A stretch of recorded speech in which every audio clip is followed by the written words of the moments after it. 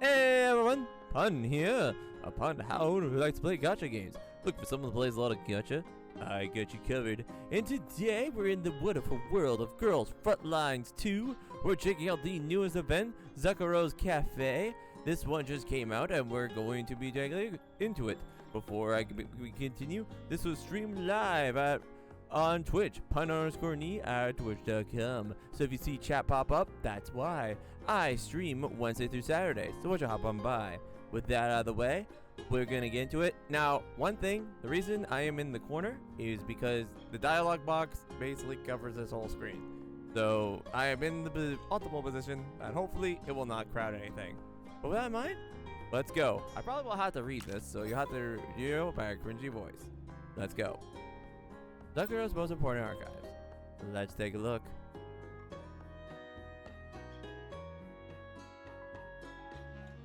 Alright.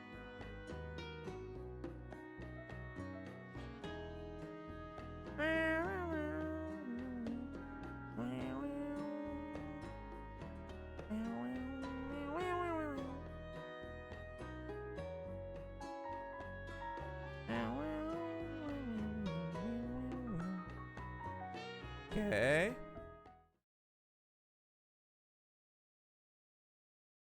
Oh, we're getting dialogue on the bat? Okay. It's probably not voice, right? The first rays of daybreak streamed in through the trees-lined pavement, shining into the perfectly ordinary little cafe by the street. A girl dressed like a shop attendant is hard at work. She is cleaning up the planters, making snacks, and changing the coffee beans. She systematically works through the tasks to be completed before the cafe opens for visits. Perhaps it's because her neural cloud is occupied by these routine tasks, or she doesn't seem to notice the footstep approaching her. Good morning.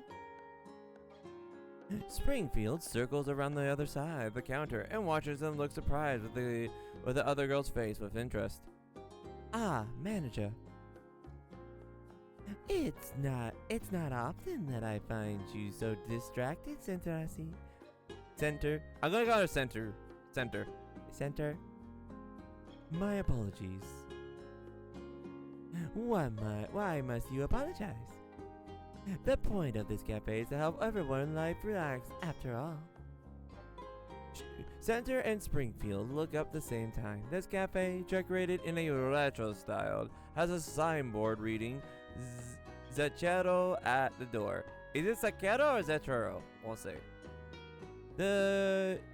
This cafe is not only popular hangout for local residents, but it's a secret clearinghouse run by ex-Griffin dolls to help their colleagues obtain information and seek help. After many years, the cafe has gradually put down roots and flourished, and it's entirely due to the efforts of the dolls who run it. Springfield nods to Center and smiles. Well, being to see you this relaxed proves that my hard work hasn't gone to waste. Of course, I'll continue to do my best from here on out, manager. I'll be counting on you. That said, they are here today. But in that case, we won't need to worry about the security situation. Indeed, right now, this place is probably the safest place in the entire city. This also means I'll be able to put all my focus into today's task. After all, preparation for today must be handled with the utmost efficiency. You have a point. Let me help you too. Center nods. Springfield steps behind the nearby cabinet and quickly dons an apron before helping the portion out of the desserts Center has made before planning them out in the cold case. Seemingly spotted something of note, Springfield pauses as she tops some milk in the coffee machine. Then she leans in, close, and takes a sniff of the grinder hopper. Oh my, are the beans in the machine from your private reserve of ivory coffee? These things are too precious for most merchants to sell, even in Satellite City. As I recall, you saved up many class pieces to buy them. Are you going to use them all today? Upon hearing Springfield speak, Center face flushes a faint pink. Aww. Yes, I would like my best possible coffee I can today. Center turns to the calendar of the counter at a new page thoughtful look on her face. Each box on the calendar filled with entries, events, and different styles of handwriting, such as meet with coffee bean supplier, trim the lawn, 100th cafe live, and so on. Meanwhile, today's box has only one word on it. Reserved. Ah, about that. Have you wrapped the gift for our customer yet? Of course.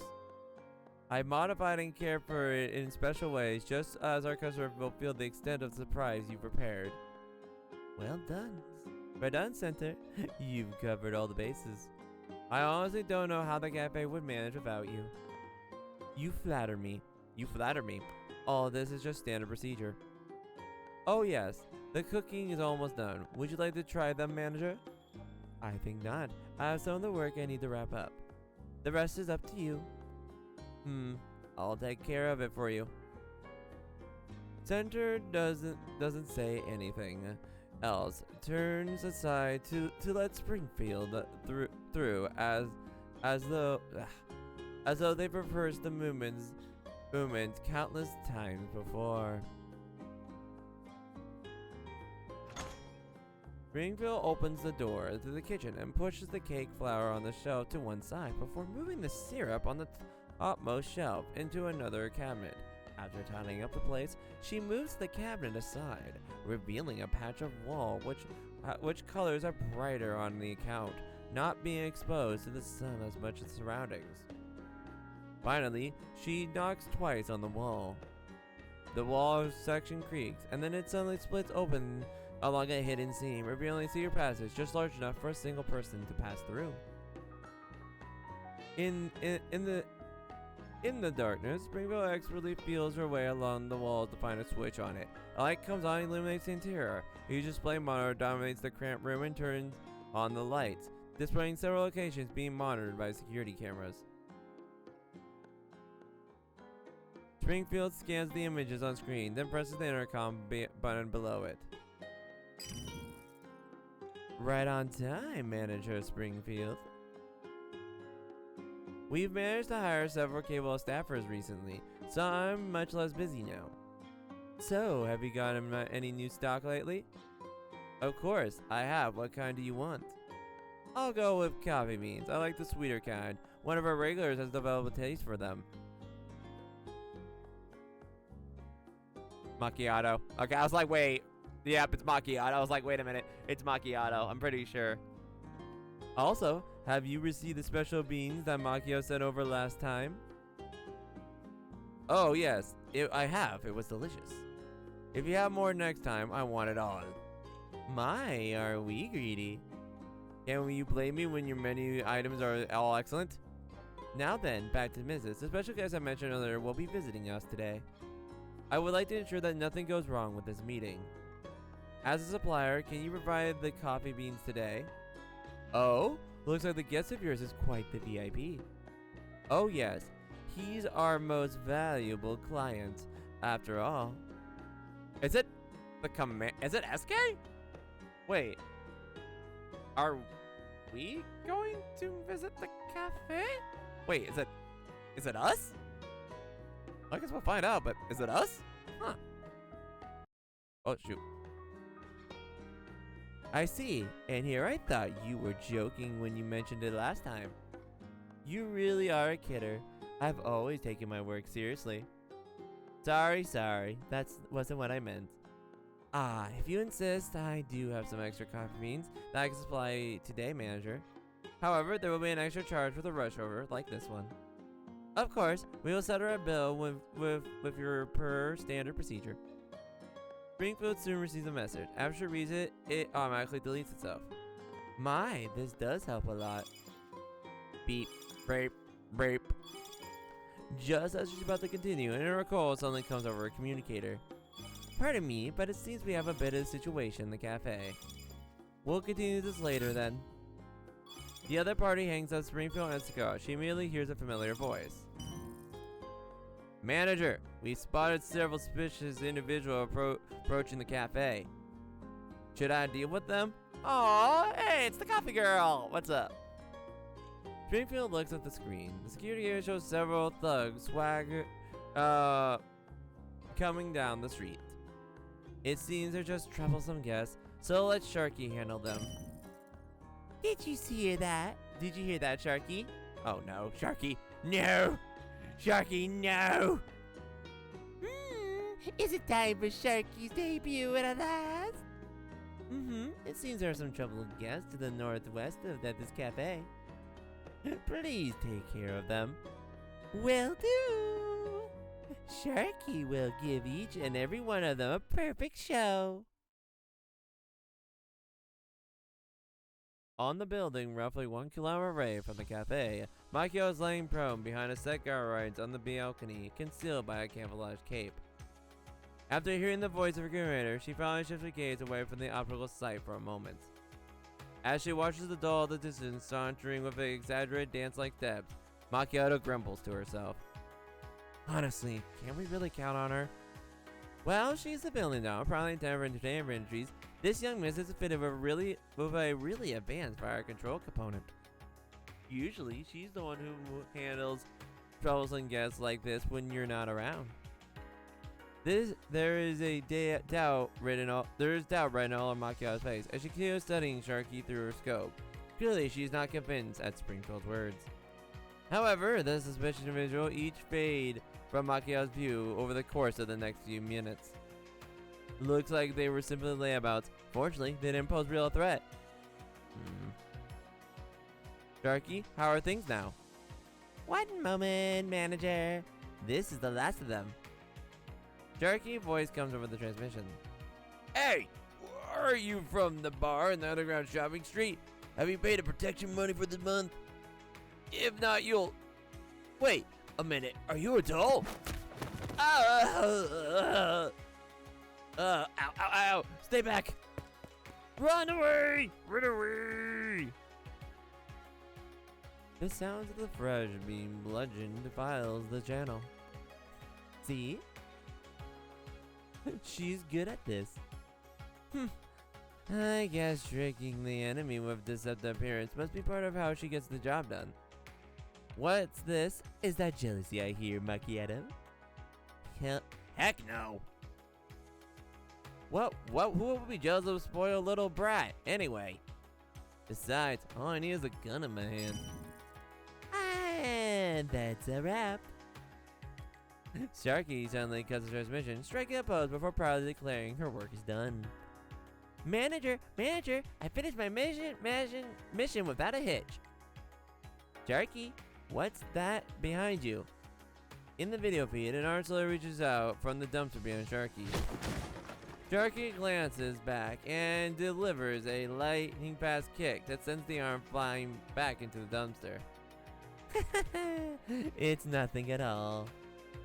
So you just threw them into the trash. You could have at least dumped them in front of the nearest police box.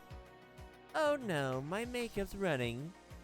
I need to go touch it yourself up. You have the stage out, Miss Macchiato.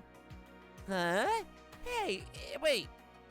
I can't believe it. She went and spouted a bunch of crud and then walked off just like that? I called her back. You should come back too, Macchiato. He's not here yet, is he? Maybe I should keep watch until he sets foot in the cafe. Then police will keep an eye on things for... The police will keep on things for us. Besides, I'm sure you don't want to be stuck alone on the rooftop when he shows up, right? Oh, it's gotta be us. Oh, it's gotta be us. If you're saying you're trying to get her to come, yep, it's her. It's us. Clears throat. Fine, I got it. Yep, it's us. Yep, there's no way. It's us. I'm coming back now, okay? Although she has a annoyed scowl on her face, Makio is getting to work on her final task. First, she opens her terminal and refreshes her data links. Scenes from the cameras running the streets around the Zucchero, around the cafe flash through her mind. Her newer cloud carefully passes the filters every single suspicious visual and sound, as well as windows of vehicles that sound and spy on them. The 14th check reveals no suspicious conditions. The surrounding streets are safe. Having reached this conclusion, she stands up and looks down from the highest ground in the city. As a professional sniper, she has been a layout of this place like the back of her hand.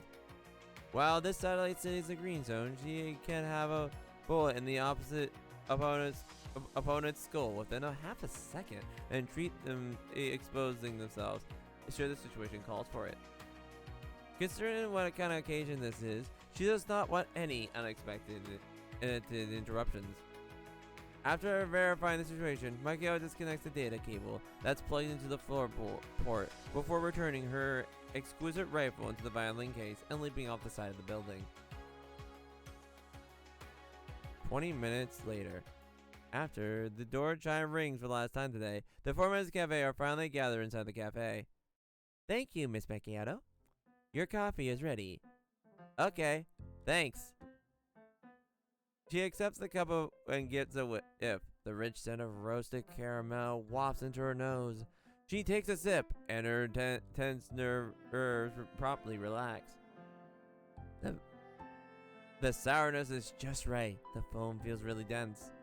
In any case, at least you didn't try to mess with me and treat me like I'm young. You know, you could just praise her directly if you wanted to. Were you expressing praises now, Miss Macchiato? You see, the person in question has no idea you're doing it at all. What a pain. I'll be more careful next time. You're really good at catering to everyone's taste, girl. That hot cocoa tastes super yummy too. As I thought, rather than the icky sour coffee, sweet cocoa really does. This is the super cute Sharky best. You really are an easy to fool. Are you praising Miss Sharky for being cute? What? Of course not!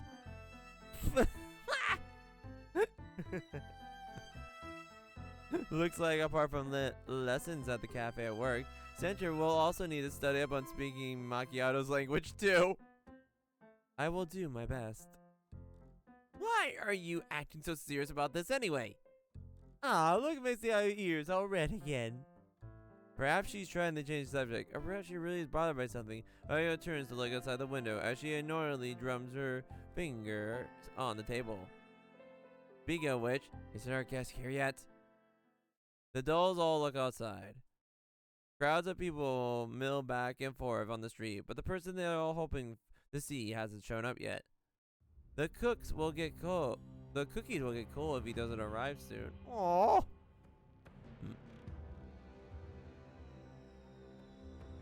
Time ticks, and the sun rises, and the Disney girls soon becomes worried. Did something happen to him on his way here? They don't want to speculate for the reasons for it. However, their guest has always been a very punctual person. The cafe telephone rings in silence. Springfield heads to the counter and picks up Mealy, as though she has been waiting for her all this time. Raising ears, she mimes a shush to the other members of the cafe. Hello, this is Café. Would you like the reservation or delivery? Oh, this is the password system you arranged with him? However, the voice on the other end is a line, not voice they long for. Miriam Millie turns to put her back to the counter and gives the other three dolls a meaningful look. It's been a while. I know what this is! Oh, this is... Okay.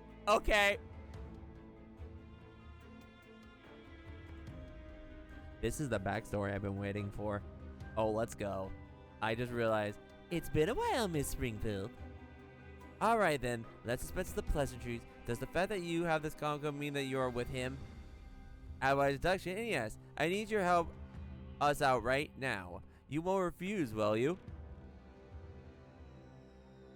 Is this chapter 9.5? Wait, is this actually chapter 8.75? There's no way, right?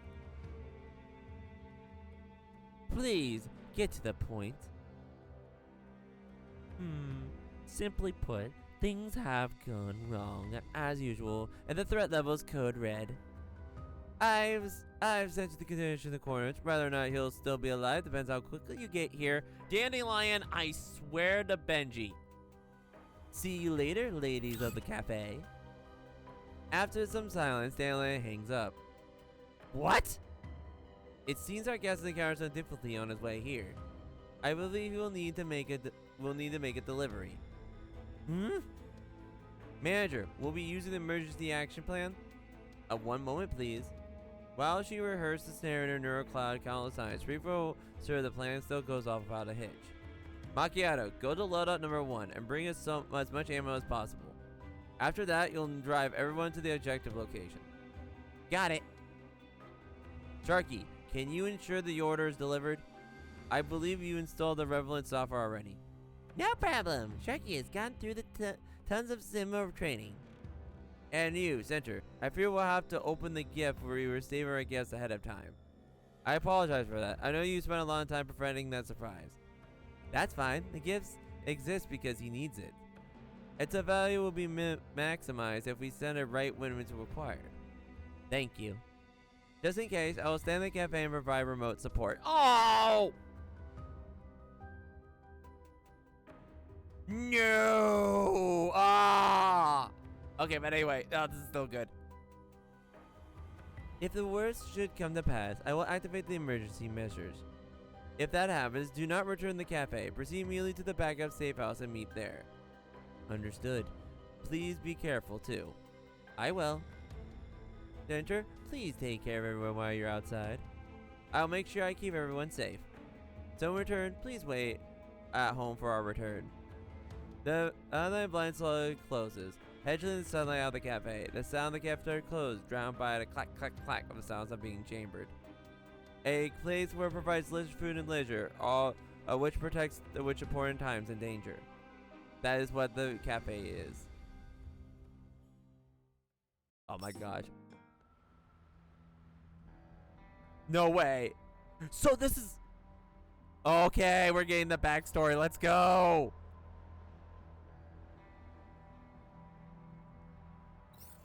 Oh, this is so cool. I want to see more. Hurry up, hurry up, hurry up, hurry up, hurry up, hurry up, hurry up. Load in, load in, load in, load in, load in, load in, load in, load in. Okay. Let it all load in. It's gonna take a bit. You need to go bye-bye. And then we need to get you. Go, girls. Oh my gosh, I'm so excited. Okay, so this is I was like, oh, it's probably just a fun cafe event. I had no idea this is where it was going to turn. This is chapter 8.75, and I'm excited. Let's go! Okay, go, go, go, go, go, go. Even the title was like all deceptive. I didn't see that for a minute.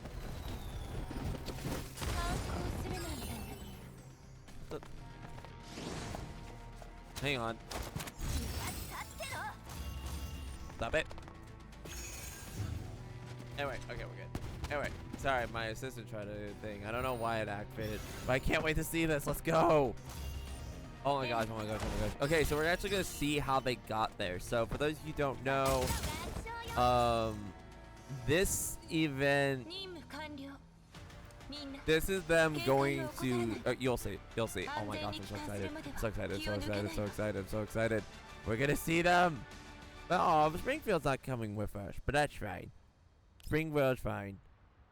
Wait, okay, so we were supposed to go to the cafe, but then we got stopped because, okay. Okay. So let me put this here in case you're watching. Let me see. Well, give me a chance to do it so I can say it right here. Okay, I can say it right here. Or wait, okay. So let me just say this right here. This may, if you're not past chapter 8, I think. Chapter 8 or chapter 9, I can't remember the if you're not caught up the latest chapters, yeah, this is basically chapter 8.75. So I'm so excited though. Let's go. Go, go, go, go, go, go, go, go, go, go, go. I wanna see, wanna see, wanna see. Come on, come on, come on, come on, come on, come on. I wanna see more. This is such a good story. Oh, I'm so glad. I was actually worried because I was like, oh, we're not going to get more event. No, we're getting more event. We are being fed. We're being fed good. We're being fed so well today.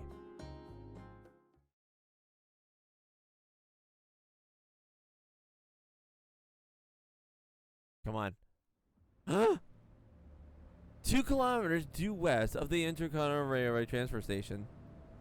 The colored FIV drives out of the mist. The autocannons of the turrets are sweeping the right, searching for enemies. There's a large pit in front of these IFVs. On one of them, they halt 20 feet away. As it shows safe, it reaches a hand and slams to the ground. The armored troopers casually dismount, turning their power flashlights mount on their weapons, and limiting bash seemingly bottomless pit before them. The sky starts to drizzle, and the soldiers' bracelets start to turn yellow. However, the troopers ignore the rising particle destiny. Who are you? After the squad depends to take formation, a red-haired woman emerges from the vehicle. She walks past the troops and up to the pit. The troopers are like they don't see her. The guns raised, continually watching the surroundings for danger. She raises a cigarette to her mouth and lights it before her looking disdainfully at the pit, taking a puff. The rain unfortunately points out the cigarette. The woman scowls and tosses the cigarette to the ground before forcefully stopping on it. Bad sign, my butt. But it's just the same stuff, different day. Behind her, several more IFVs drive up of the pit. Armored troops quickly dismount to spread to scan their surroundings. Soon, they fill the space in front of the pit. The badges of the armored troopers proclaim them from Magi security, but their equipment and attitudes are remarkably different from the average PMC grunt. The woman changes the channel on her radio and begins giving orders. Everyone, listen up. This is a level 3 assignment. Charlie, Delta, Foxtrot teams. Head underground and carry out plan C2-7. Bravo, Echo team. Watch perimeter. Alpha team, stand by. Now, as for Rote, she takes another cigarette and lights it. After taking a puff, she pauses for a moment. Then the woman slowly exhales a cloud of smoke before giving her orders. Kill everything that moves. Who are you? The armored troops are silent. The woman gestures the teams immediately pivot the head into the pit, while the other two begin to establish a defensive line along them. The woman continues smoking her cigarette. The soldiers behind her wait until she's done before walking and asking her a question. Attention Latinia. Okay, that's her name. Why are we deploying 6 combat units for a single level 3 assessment? Because the brass paid to deploy 6 combat teams. Even so, don't you think 6 teams is a little much? Does the this team round rally bother the brass that much? Just look. Lieutenant points at the terminal on her hand, which shows the view of the troopers' helmets' camera systems. She grimaces in disgust as she looks at the insomnia on the wall as she covers it with a lighting another cigarette. Paradius again. Paratus again.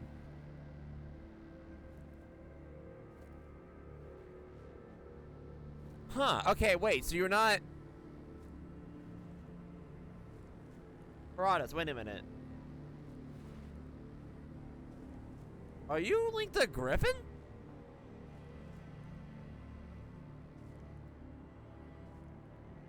Huh, wait a minute.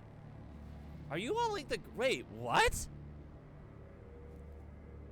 Okay, so you're technically on the commander's side, but not... I don't know. We'll see. The squad leader shakes his head. They've been way too active recently. I've been making us look bad. You mean our nickname?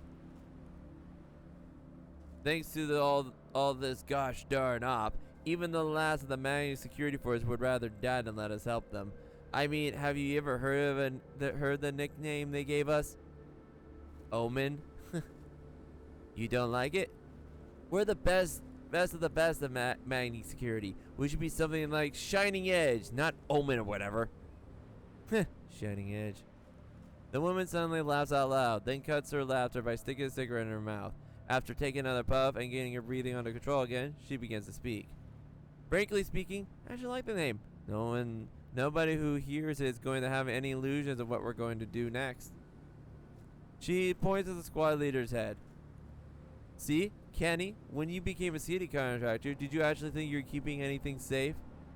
Of course not. Did you know? I really hate it when people are expecting something of me, then end up depressed that their expectations sort.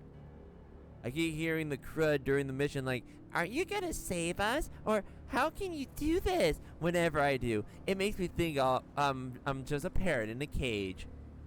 Okay, so you're not a nice person. Got it. A parrot? Because everyone thinks you should be saying they expect you to say. Nothing else registers are proper words to them. It's just noise, like a rooster going, "Awk, awk." Isn't it? Okay, never mind. Or something. Kenny is momentary at a loss of how to respond. Just then, a voice comes to the radio, and two of them and their chit-chat to check their charm rolls. Adjust Latinia. We're close to the target area. Preparing to enter. Switch off all security cameras, but leave one patch directly into our comm channel. Do not record any imagery from this mission. Roger. Have Delta block out the entrance. Foxtrot will cover you. Use all your explosives. Roger. Time for work. She tosses her cigarette aside and heads into the FIV with Kenny tailing her. Once they get inside, the monitors inside the vehicle show the position of the combat teams who have entered. The tunnels the view of their body cameras. On the screen, the armored troops are moving the elevator towards the smashed gate. They enter the room beyond, covering each of the Leapfrog faction. The room inside contains several dozen huge culture tanks with human body parts smashed with tendrils floating in the central culture situation. The power source is the middle glows dimly. We've found multiple samples. The power's been shut off. It might be a contact risk. Stay away from those tanks. From all the team, the assassin hazard level has been upgraded to 2. Understood. I'll let them know right away. It looks like their ritual site is down there. It's not often there's one so close to the green zone. These lunatics are getting wilder and wilder. Okay, so they are against piratas. Okay. Don't let your ethics cloud your judgment. We take money to solve problems. We're just for a small independent PMC. Take Bravo off sentry duty. Have them go down to support the others. Got it. I'll contact them. Kennedy keys his radio and gives the order to the combat team on the perimeter. Her eyes focus on the screen. The image of the camera continues to move. The troops take plastic explosive out of their backpacks, which they plant in various corners of the room. No life forms detected. Nearby. Charges have been set, awaiting further instructions. Proceed for... Ugh! There is a shout from behind, and it shakes violently. The viewpoint quickly turns to rear, where troopers in the back have been impaled through the forearm by a pointy plate stem from one of the culture tanks. The troops try to escape, but the stern burrows deep into his flesh. Purple liquid oozes out from the stab area, and the trooper immediately swells up. The men beside him draw a knife from his waist and promptly cuts off the wounded man's forearm. The stabbed shoulder wails in agony, staggering back in pain and shock. His teammates pull out Medkit and administer septic and painkillers. The camera view shifts to the plant that's still burrowing deeper into the severed arm. A colored mist sprays from the camera. Abnormal contact has occurred. One man has been injured, suppressing the liquid nitrogen. The vegetation soon freezes over.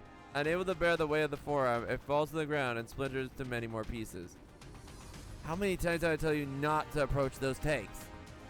Lieutenant signs and rubs her temples. Send him out. Send him up. Will do. She leans back into the chair and addresses Kenny in a mocking tone. Well, lucky him. For the low price of half an arm, he gets to collect a big fat compensation paycheck. That guy who was wounded was probably Mako. He's been with us for close to 10 years. Close to 10 years? Has it been that long already?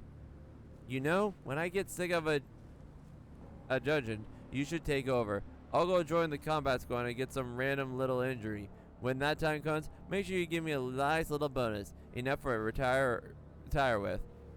Yeah, right, a judging. Who else would be kind enough to share their compensation with someone else? You mean you wouldn't share yours with me? Heck no. Wow, petty up much. She pouts and expresses her displeasure, but they have been through this routine so many times before that Kenny doesn't bother following over the old gag with her.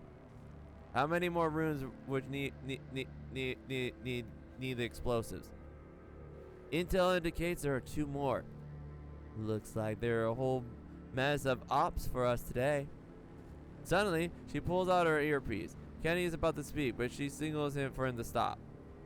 Did you hear something? I think it sounded like a helicopter. A helicopter? The squad leader removes the earpiece, lifts Zucchero over, then shakes his head. Not a thing. What happened? Our intel didn't mention anything about aircraft passing nearby, right? I mean, it's perfectly normal for people to use aircraft without filing permission is in an ungoverned region like this. She frowns and puts her earpiece back on, but she continues speaking in an unhappy tone. I have a bad feeling about this.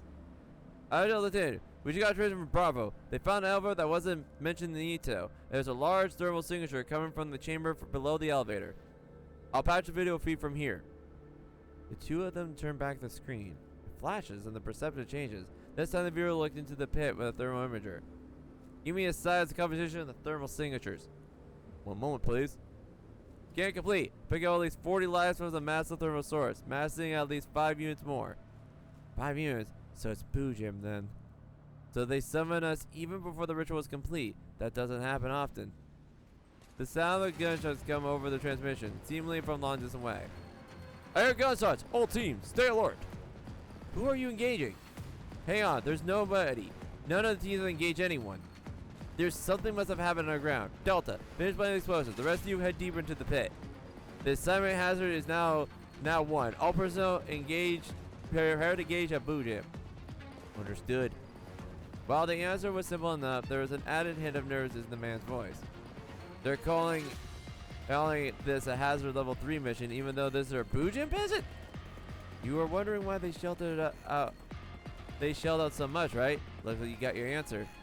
Still, even if the group is in charge of things, the Boo Jim's so close to the green zone, it's going too far. Forget it. This isn't even any of our business. As Alpha themselves will be. Suddenly, they hear bullets striking the exterior of the play of the vehicles, followed by emergency transmission over the radio. This is Echo. We've engaged unknown dolls. They're attempting to enter the underground chamber. The girls are back in town. The girls are back in town. Dolls? How many? Unable to anticipate. They have a sniper. Two of our guys got hit. We're pinned down. Gosh darn it, Kenny. Get the IV over there and give them fire support. Why now of all times? Rhino 2, Rhino 3. Where the Benji are you? Doing? Why are you returning fire? What? Your optics were destroyed. Your shower of useless people. Must I do everything myself? Kenny climbs into the gunner's seat and prepares to manually control the autocannon for attack. However, there's a sound of crisp impacts the vehicle gunner monitor. It promptly bursts into C static. What? Don't waste your time. We aren't going up against ordinary dolls, Alpha. Mount up. We're moving to the assist. The Griffin Girls. Let's go. It's the Griffin Girls.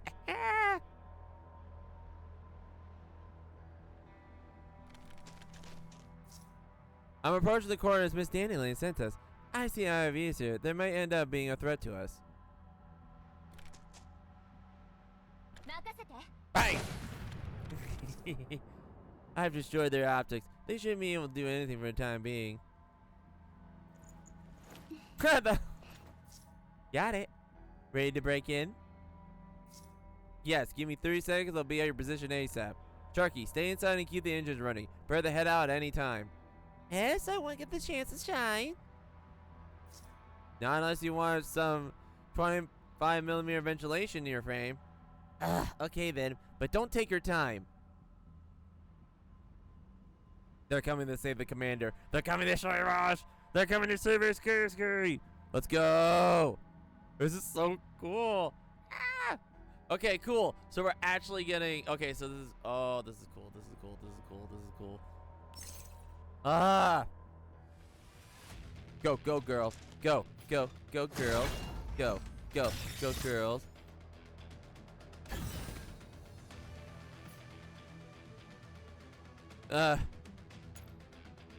By the way, they were made to the rescue. Oh, this is so cool. So this is literally all what was going on. So we're gonna actually get, so that cliffhanger that we got in the thing, that's what we're getting right now. I am so excited to see this. Oh my gosh. Also, my doll is a level 59, so they'll be able to clear this very easily. Yeah, I'm pretty much almost lax level on this count, and I love it. All right, let's go. Go, go, go, go, go, go, go, go. We can't hold them. We can't. We can't hold them adjudged. Those dolls made it underground. That fighting style and such capable T-dolls. This is Bravo. Made it through the made contact on T-dolls. They got a lot of power on their side. Requesting backup. So their T-dolls are underground as well. Looks like things are becoming more and more interesting. Interesting? Leave 3 people behind to tend the wounded. Everyone else follow me. We're going after those dolls. Got it. Oh, they know who it is. Meanwhile, on the other side of the pit. How many more enemies are there? There should be at least 50 according to my scans, right? Is there another way? As you can see, right now I'm just at diner. Look, I'm being serious here. In that case, there should be handy reinforcements, right? Reinforcements? What are you talking about reinforcements from? Just then, I hear a familiar yet unfamiliar voice in my earpiece. The moment I hear, I know it was a lifeline. Master, do you read? Loud and clear. We've received Miss Dandelion's distress signal, now approaching the location. Oh, let's go. Macchiatos come too. Wait for us, Commander. Don't you dare die down there. Looks like my number's not up just yet. Dandelion, give us the central location. I already sent. The enemy force is way to fire. The sooner we are out here, the better we consider we don't have the enemy reinforcements to show up. I quickly glanced through the small icon on my kernel. Central and the others are approaching fast.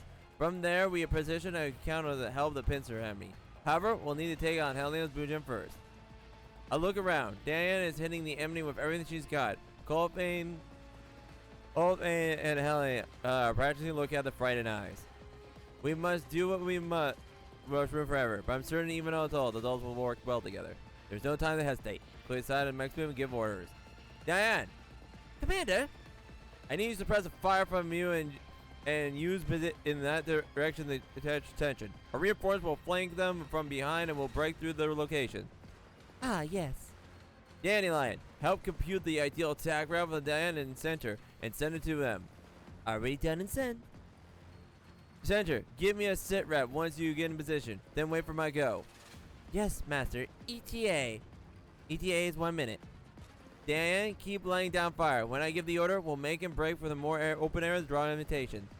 You, can you give us a big sis to put a hand to distract them? No problem. Just leave it to me. That's all I need to hear. And who this might be. Her name is Zaui. I can't say her name. She's been a friend of ours. Got it. How about this? You look pretty agile, so can you help us bring Helena back to us? I gave the alien disable defense systems. Commander for you. Already giving orders without hesitation, even though this is the first time we met. Hey, if you can't handle it, I can do it instead. Of course I can. I should head out now? I'm glad you're willing to help out. Wait for my signal. I look up at who's floating air. She watches us struggle with a movement on her face. I pay her no further attention and look down at the Helena in front of me. You're Helena too, right? Yeah. Do you want to live? I can't die yet. I see the rage in her face. Then I turn to Café. Protect her. She's also Helena. Okay. However, reaches down and support Helena's beside her and looks at Airborne her. Sorry, Helena. Relax. She'll be fine. Saying that, I turn the diner gate. You can do it, right, Dandelion? As you wish. After that, I give the orders and wait for them to come in. Master, reach your protection. Waiting for your command. Got it. Go, everyone. Go. Our enemy is firing their position. They suddenly open fire, cutting down the armored troops. What was going on? The dolls soon take position. Enemy occupied, but cover fire. The diner gate fly. Okay, so this is where we stopped at. The diner fire. The dandy gate flies into the Helena, who seems unhappy. The spherical defense system begin to glow, but aliens seizes control of them before they can have a chance of charging up. Nap time for bad people. You. Before she can finish, the 3 zeros glow and then revert to their box form, which encloses Helena. There, go now. Got it. She throws her grappling line and immediately springs towards rush towards Century. Run! Everyone breaks into mad chats, with Century and Maki Auto pinning them down. The enemy's volume of fire is significantly reduced. I'm running at the group's head while Colbane and Helena fall close behind me. Diana and you bring up our rear. As we approach center, I notice the flickering of flashlights is on off our side. Master, incoming enemy reinforcements. It's in my blind fly. I can't hit them. Cover the commander. Diane and her immediately rush to the head of the group to turn the face to enemy reinforcements. She presses on my shoulder to get my head down while she and Diane block the bullets from the side. The two dolls mount a flying retreat away from the enemy. Dazzling flashes of light erupt the bullet splinter and fragments against their frames, but they grit their teeth and continue returning fire. Looking up, I see her taking the helium box out of the air, and she uses her grappling line to rake blind to aid the enemy of fire one-handed as she swings through the air, briefly throwing them back. Go now! As the enemy fire falters, we begin to sprint towards Center's location. Hugh makes a hard line towards us, and a hard lining behind us, and the dandy gate follows close behind her. Center, use this! Macchiato picks up a smoke grenade and her corpse and tosses it to Center. The two of them prime the smoke and throw them out. The two smoke grenades hit the ground and the smoke obscures us. Everyone gets behind cover. Perhaps it's because they can't see us anymore, but the enemy gunfire suddenly stops. Center, thank you for support. I'm called Macchiato now. That's an honor. Miss 95 and 97. Are you alright? We're fine. Our friend's a little still-functional, but we should leave ASAP. I look at the dolls, and Diane's shoulder and head are down, and she has two big holes in her thigh. Center and the Macchiato help onto the platform afterward. Café holds up Auntie Helena as they make their way forward, while she struggles to drag a heavy box on her back. I run over the elevator too. It groans and rumbles, but we're slowly grinding into movement. The dolls keep their weapons pointed where we came, but no enemies follow us. The thunderous gunfire that surrounded us just suddenly vanished, surrounding quiet except for the noise of the elevator. For some reason, I don't feel joy or nearly the same depth. On the contrary, fear of ruining fills my mind. Sharky, are there enemies in the position we entered from? No, not right now. Are you sure? This is important. Yeah, come on, girl. Sharky's been watching the telescope all this time. Alright then, start the ignition. We'll be leaving in 5 minutes. You have a vehicle outside? Yeah, it was supposed to be a surprise gift. A gift? But... Macchiato, bad news! I'm seeing tons of IFF headed towards your location. How many? 1, 2, 4, 5 of them. Isn't that all? 5 just for now? What should Sharky do? Prepare to engage. Commander, their IVs are trying to intercept us. I should have known they wouldn't let us go so easily. Master, I have a plan. Alright, what's the plan? Okay. Oh, this is so cool! Come on, let the commander leave. Do not obscure the commander's position. Do not let the commander leave. We must see it to believe it. By the way, if you notice the challenge on there, for those watching this on YouTube, the stream crashed. So I had to reload it. But now we're here to the next phase. Let's go. Let's go. Next phase. Go, go, go, go, go, go, go, go.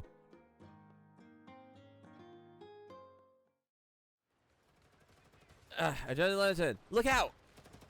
The red-haired woman is caught off guard by the green-haired doll, suddenly jumping across her path and forgets to duck.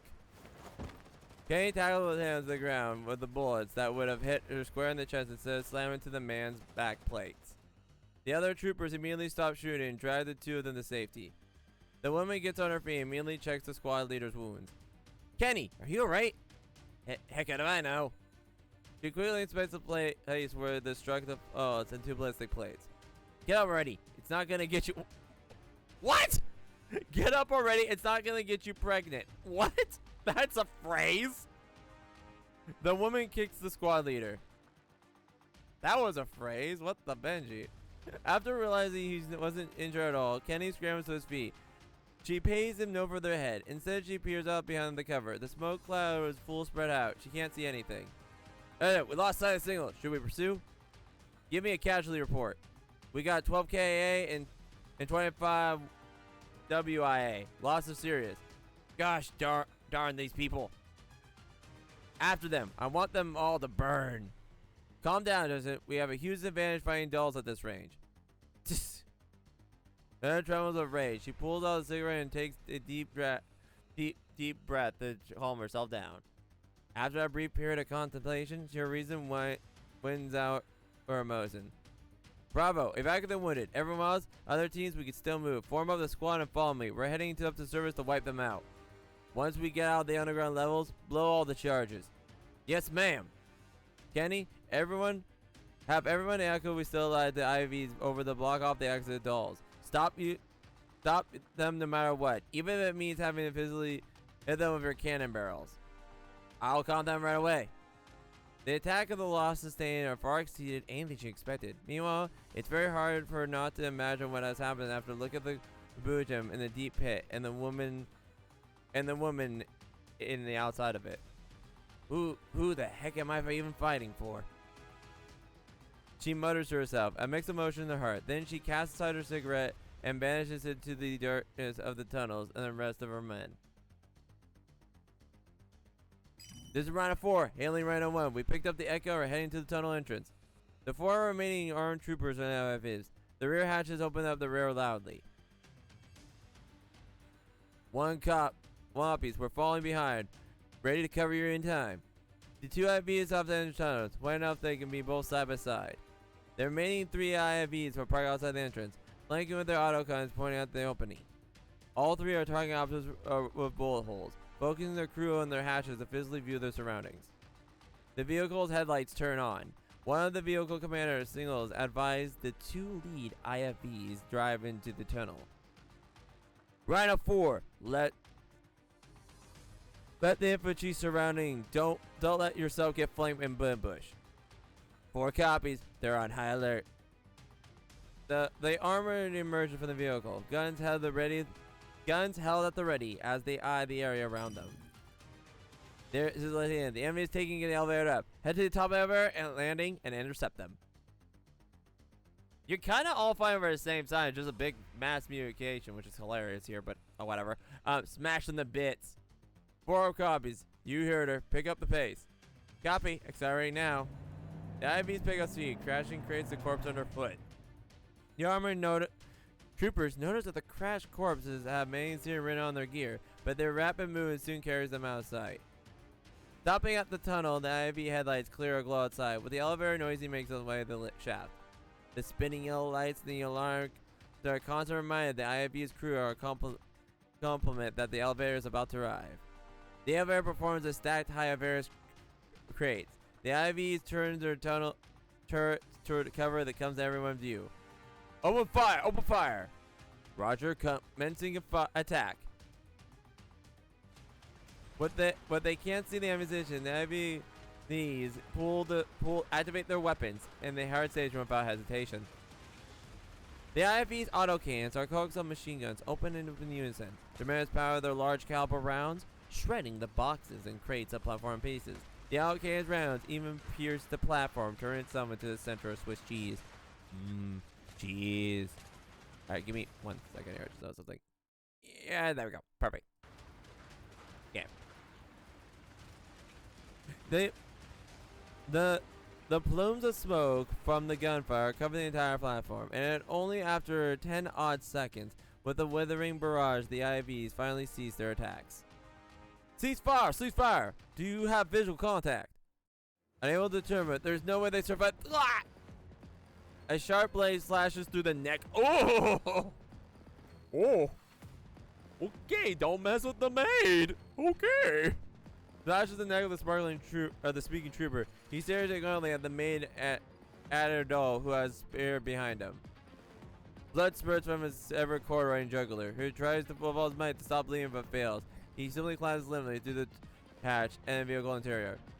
Ambush! Ambush! Dropped off your troops! Ugh. Another adult sends from the ceiling, landing heavily on the turret. The crewmate's nearest tries to pull out a pistol to shoot, but she kicks his head and spins and so hard it spins. Oh! Ouch! Okay. What the Benji's going on? Report. We've been ambushed. Disembark and form up now. She literally just turned their head into an owl. Right. You missed. My turn. Don't shoot. We'll capture one of the IVs and wipe out the rest of all the enemies. Roger that. Commencing operation.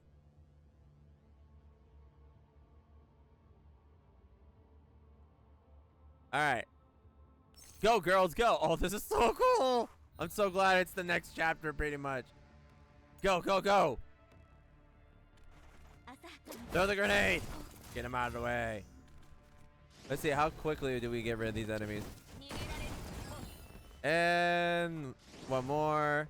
Oh, come on. You're really going to give him that day? Okay. Bang. Done. We win. GG. Too easy. Thank you, Center. The autocannons would have shot in bits if it wasn't for your warning. Climbing up a tiny platform was a piece of cake. Those people were totally underestimating me. Just before the IVs arrived, the dolls have already carried me and jumped to the elevator landing, where we hid in the side tunnel. Meanwhile, her and Center lay in ambush on the ceiling, waiting for the enemy to deliver themselves to our net. There is no way those enemies would give up so easily. Makio engaged their IVs when we arrived here, so my guess is they would have used them to head us off. Hehe, you can thank yours truly for destroying the opal systems, otherwise they would never have exposed themselves like that. Good point. We have much harder time if they had buttoned up other vehicles. These metal glasses are a real pain. Seeing how proud Macchiato looks, I nod in direction to show my approval. Her eyes! Still staying here is too dangerous. I adjusted the dolls to gather up so we can plan our next move. Thank you, everyone. You were a godsend. Come on, let's mount up. I'll handle the driving. Miss Dandelion, would you mind helping us download some driving software? On it. Center climbs into the driver's seat while the other dolls check the cords out for the vehicle filling of the passenger compartment.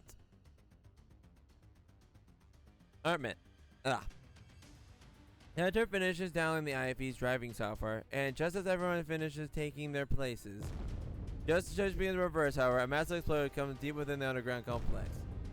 Darn it! They must have been trying to blow up the place. Hurry up! Hurry! We need to get out of here. Yes, master. Sentry floors the accelerator, and IFE and lurches forward. The tunnel behind the outfit begins to disintegrate into the wake of the chunks that rise from the falling like rain. Rhino 4, come in! Rhino 4! You mess with the best, you lose the rest. Echo team, do you copy? I think they're all dead. Son of a Benji! All remaining Rhino units, listen up. Seal off this tunnel's exit. The tunnel's collapsing faster, but Sentry is already driving as fast as the IAV can go. For her perch inside the turret, Macchio spots more IFS waiting to ambush us, but there's no way we can slow down now. Sharky, get over the tunnel exit right now. We need backup. Go with plan 1. Weapons free. Weapons free. It's time for Sharky's exciting performance at last. Yay! We slam onto the wall in the IFVs, and forcing Macchio to duck behind the inside of the turret. In front of the bullets, the cannon shells are all manner of ordnance. Throw up against the rain and ricochet out the IV's armor. Behind us, the collapsing tunnel surges forward but consumes all. Suddenly, a tremor of whirlwind blaze shaking the air from the IVs outside the tunnel. Hellcar our rocket pod has just arrived to attack our position. It's a chopper! Their attack chopper out there! A what? Hang on, we're almost there. The Arclizer is running through the widespread speed. The exit from the Lighters flame from the demolition charges as they walk to the other side. You girls gave the commander a chopper? Quick, shoot it, shoot it! Oh, this is cool! Oh, this is so cool! The IV turrets begin swiveling, but it's too late for them. The helicopter hovers in midair, and then volley of rocket pods turns into the IV's burning wreckage. Who taught her how to fly? The IV from the inside of the tunnel roars and opens the air side. The treble explosion, which completely destroys the tunnel in its wake. As the flames chase it, the IV carries towards a small hit distance of spewing smoke. The helicopter gradually banks to the side of the side and flies past us, landing on the hill where we are headed. Once we get there, Sentry puts out the brakes and I emerge from the IV. While I can barely open my eyes because of the downfall rate, I do manage to see see what I do manage to see still shocks me to their core. Nothing but a familiar. Nothing could be more familiar than the helicopter before me, except perhaps the worn but still legible Insani on the side. The shield of G&K. Get on the chopper! So it's its old unit! Oh, let's go! There's no time to admire it. Admire it, though. The dolls pop in the IV hatches and begin climbing towards it. I help the dolls push and box on the cabin. In the distance, the armored troops also got an high ground in there. The woman who leads them actually gazes at the helicopter in distance. Gosh darn it, we won't be able to catch up with them. Kenny, do we have any rocket launchers? We do. Bring the chopper down. Give me a pair of... What? The woman takes the binoculars and her men and look at the helicopter. Range, 300 figures, fire and ready. Though the binoculars, she sees the dolls pulling the human in the cabin. The human takes a seat in the lip of the passenger compartment. Then you up to the magnification of binoculars, but when she sees the man finish, she suddenly freezes. Isn't he from Frankfurt? She immediately changed her mind and gives another order. Cease fire! Huh? However, the squadron order starts the thing and runs the helicopter. The immediately pulls up and tries to bank the path of the rocket. However, they decide the course of missiles seal the group the helicopter. Firing! 2 shots ring out, piercing the rocket through with exploding midair. What the heck? The shockwave from the rocket explosion in the helicopter, but the pilot soon levels out. It continues to pick up speed, trying to get out of this place. We still have hostiles nearby. Find them. Who helped us? Wait, what? The helicopter's still in range. Should I keep going?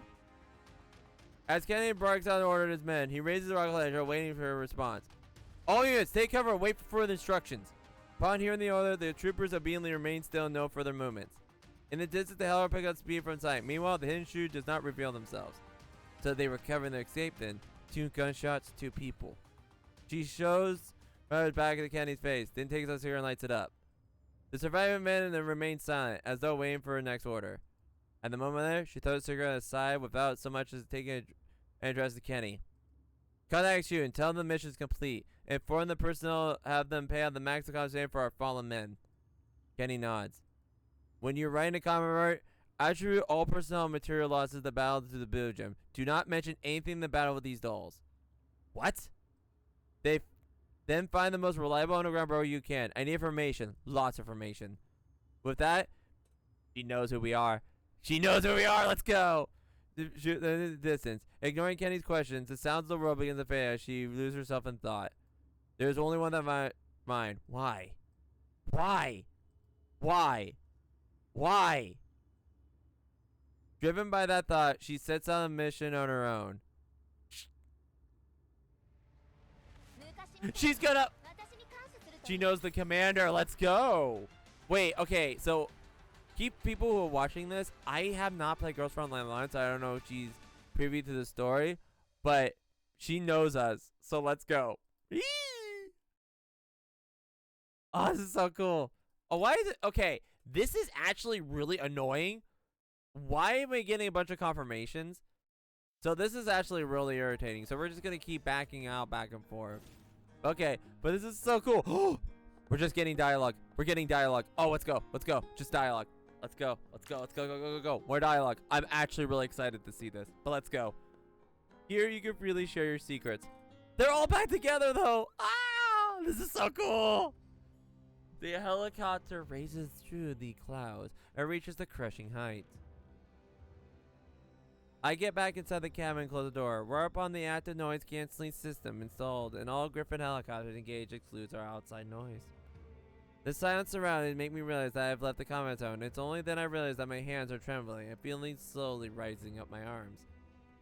I clench my fist, doing to stabilize my heart rate, and then begin considering the situation.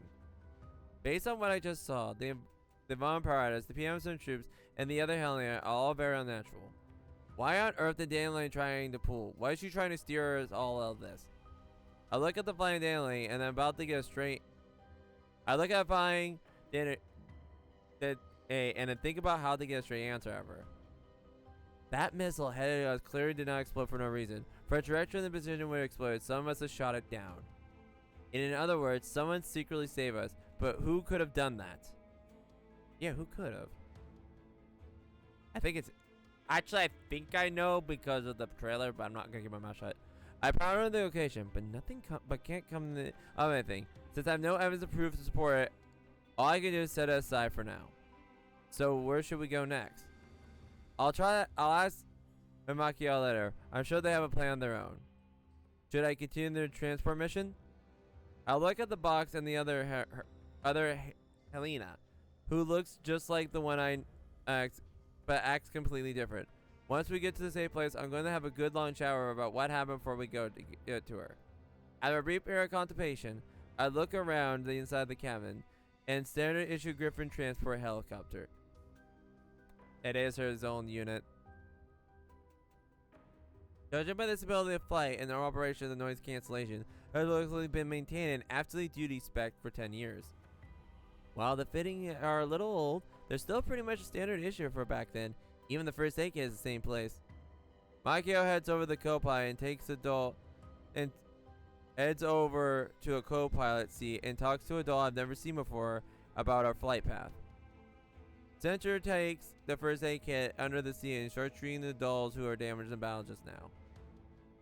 This is so cool. The dolls have begun exchanging the names and rejoice over surviving a battle just now. I look at Call of Fame. She's trying to strike her face with the other Helena, but the latter does not respond in any other way, looking down at the box. She looks uneasy, but I can tell she's trying to rein in her emotions. She's secretly observing everyone since we got on the helicopter, thinking about something. This has been secured cabin floor. She looks worriedly. Looks up the hovering at her gate. Hey, this box isn't going to suddenly change back into the fear form, right? I've already assumed direct control with the box restoration. That said, Exilium might be able to take back control. Who knows? Oh my gosh, girl. Upon hearing this, the girl suddenly looks up and addresses the gate within her voice.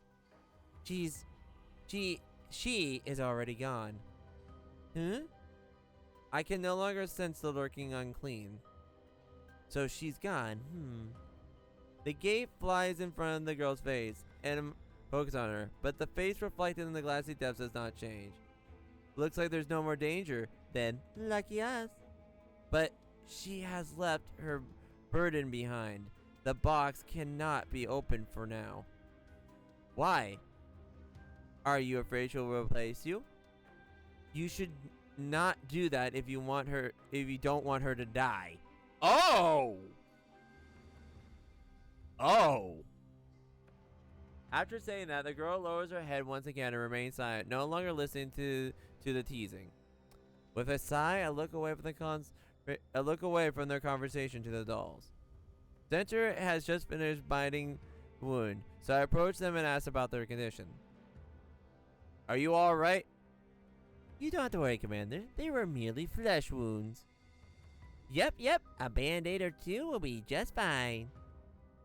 Her injuries aren't particularly bad, but has suffered a penetrating injury through her leg. So Centaureissi kneels before her begins administering first aid.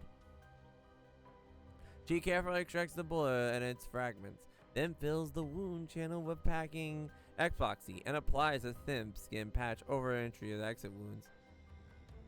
She limbers up her leg, then nods happily as Centaureissi gratitude. Seeing the Centaureissi has finished the first aid for them, I decide to ask her question that's been on my mind. So, what's this deal with the helicopter? Kinda slow there thing, aren't you, Commander? Can't you tell this is present your supporters prepared for you? You gave them a... That's amazing. We got a helicopter.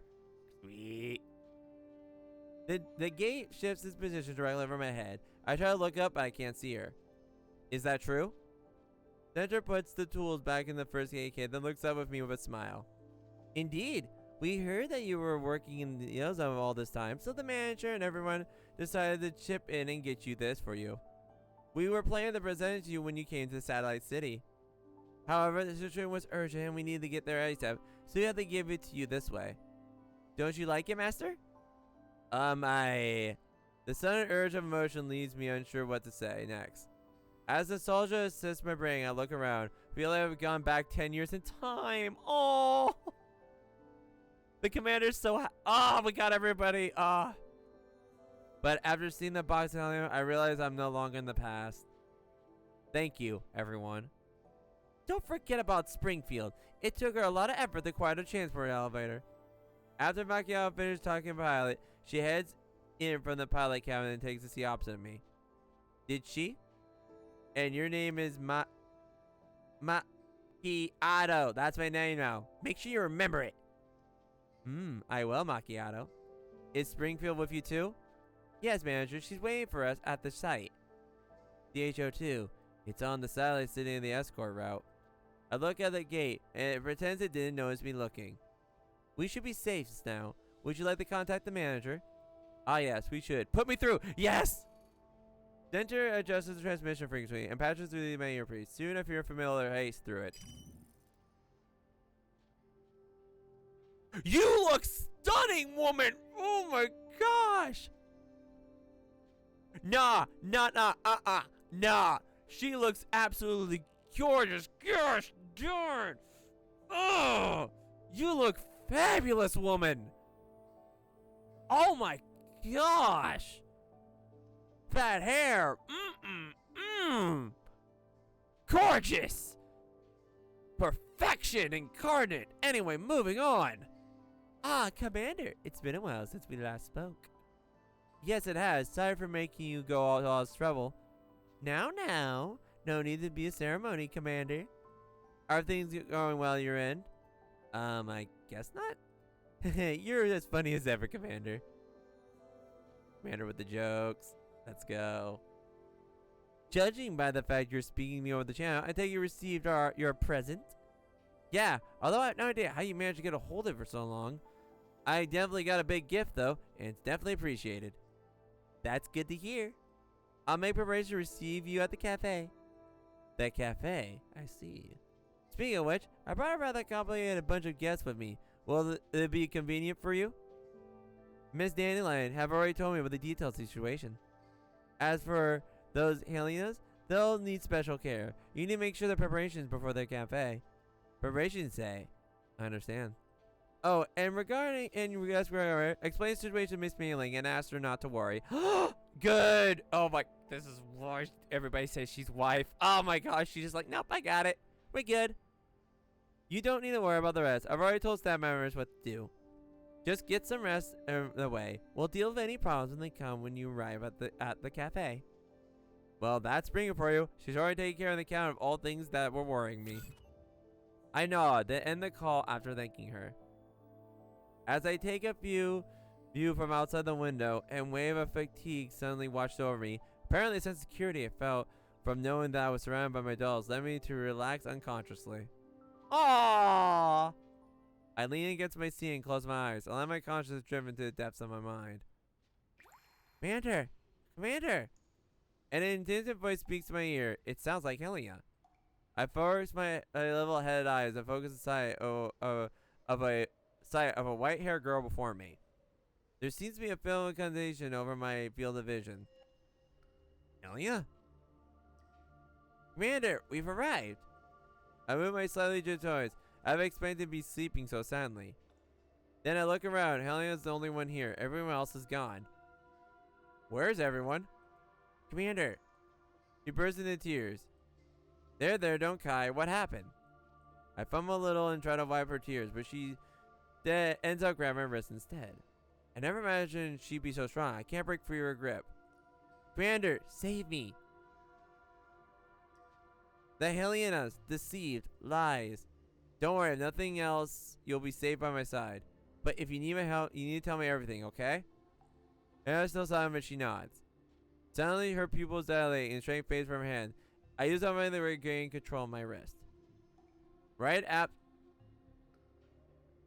What the flip? No! Her eyes! No!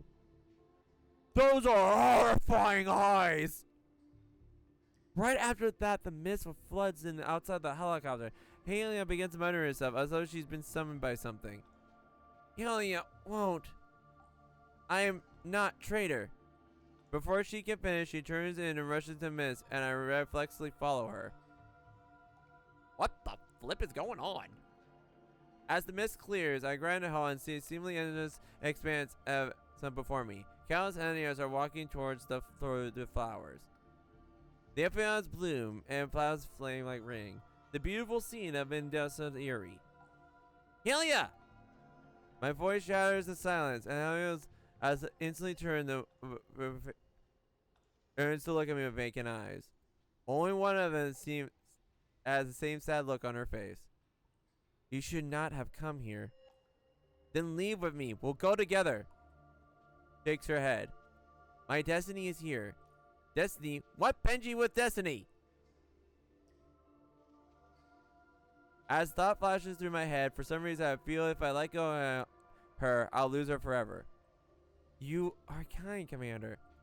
What on earth are you saying? I pick up the pace until I reach her. I need to get her out of this creepy ace. I physically drag her away if I have to.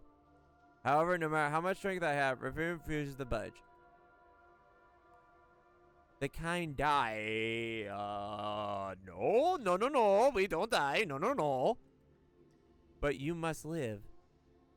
She picks up her beside her. The soft, lively flower instantly transforms into a sharp blade like Goldie, and she stabs it into my heart without hesitation. I can't dodge the blow, but my chest doesn't hurt. It just feels cold.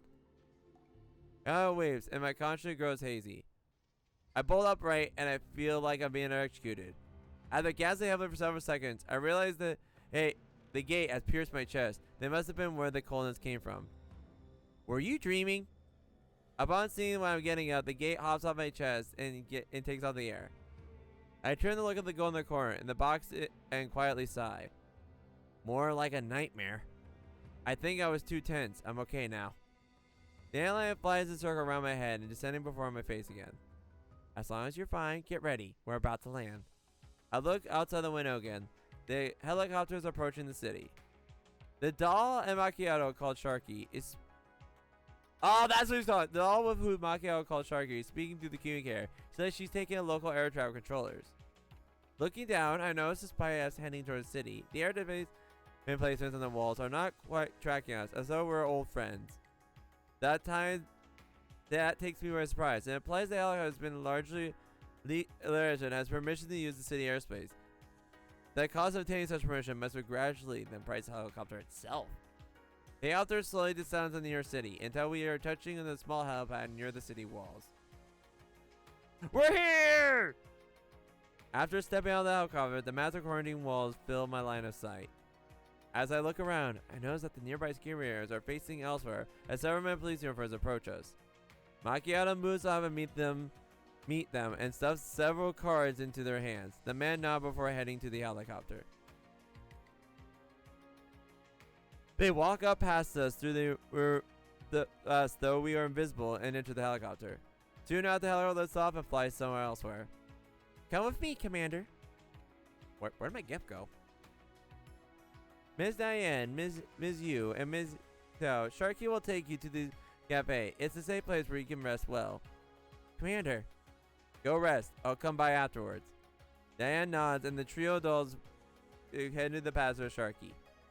Meanwhile, Macchiato enters the passcode near my door before beckoning me over.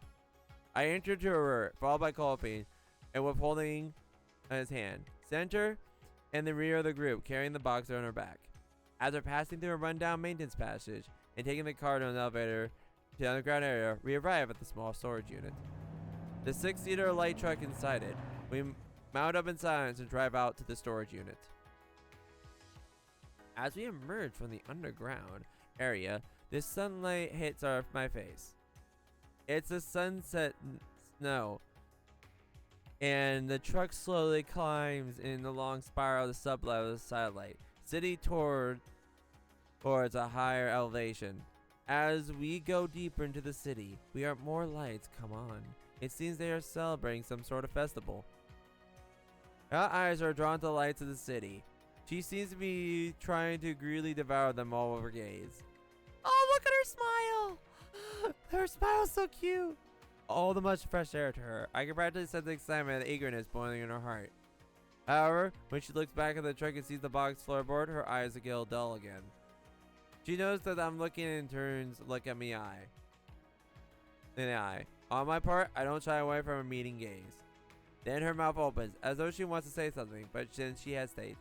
Then she turns away, looking neither at the city nor at the box, but her feet, as she waxing thoughtfully. An hour later, 2 more changes the vehicle later. Macchiato drives the skyscraper, whereupon we dismount and get into the elevator. As the door opens, we are greeted by a bright yellow, completely sealed room. Springfield is there. Clearly, she has been waiting for us for quite a while. Marr! Did you change your hair color? Your hair color wasn't orange. You were not an orange hair color. Nuh-uh. You changed your hair color. Oh, she changed her hair color. I'm pretty sure it was yellow, unless I'm mistaken, but oh, you look gorgeous. Welcome, Commander. Did you enjoy the trip? And here I thought we'd run into a blockade or subject to a thrilling car chase. Looks like I'm overthinking things. Yeah, you kind of had a rough, Commander. It would be terribly rude to subject you to something like that after you came all this way to say GEO2.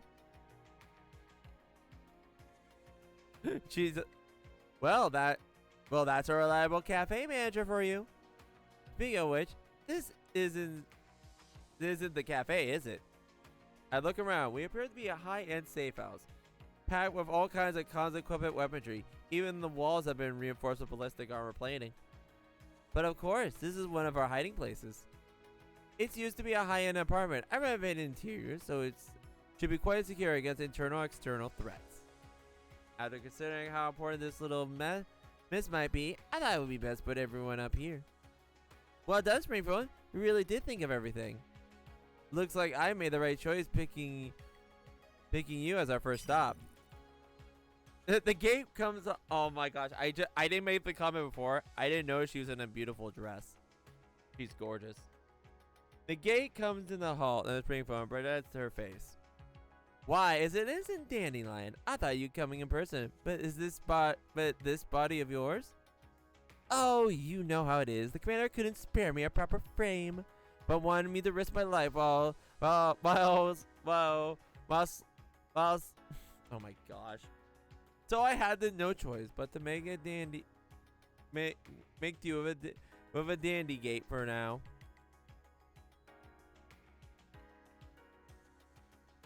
Oi, that's enough nonsense out of you. He's still the same old Miss Dandelion, it seems. Anyway, please help charge up the gate. Its battery must be on its last legs the whole day of flying around.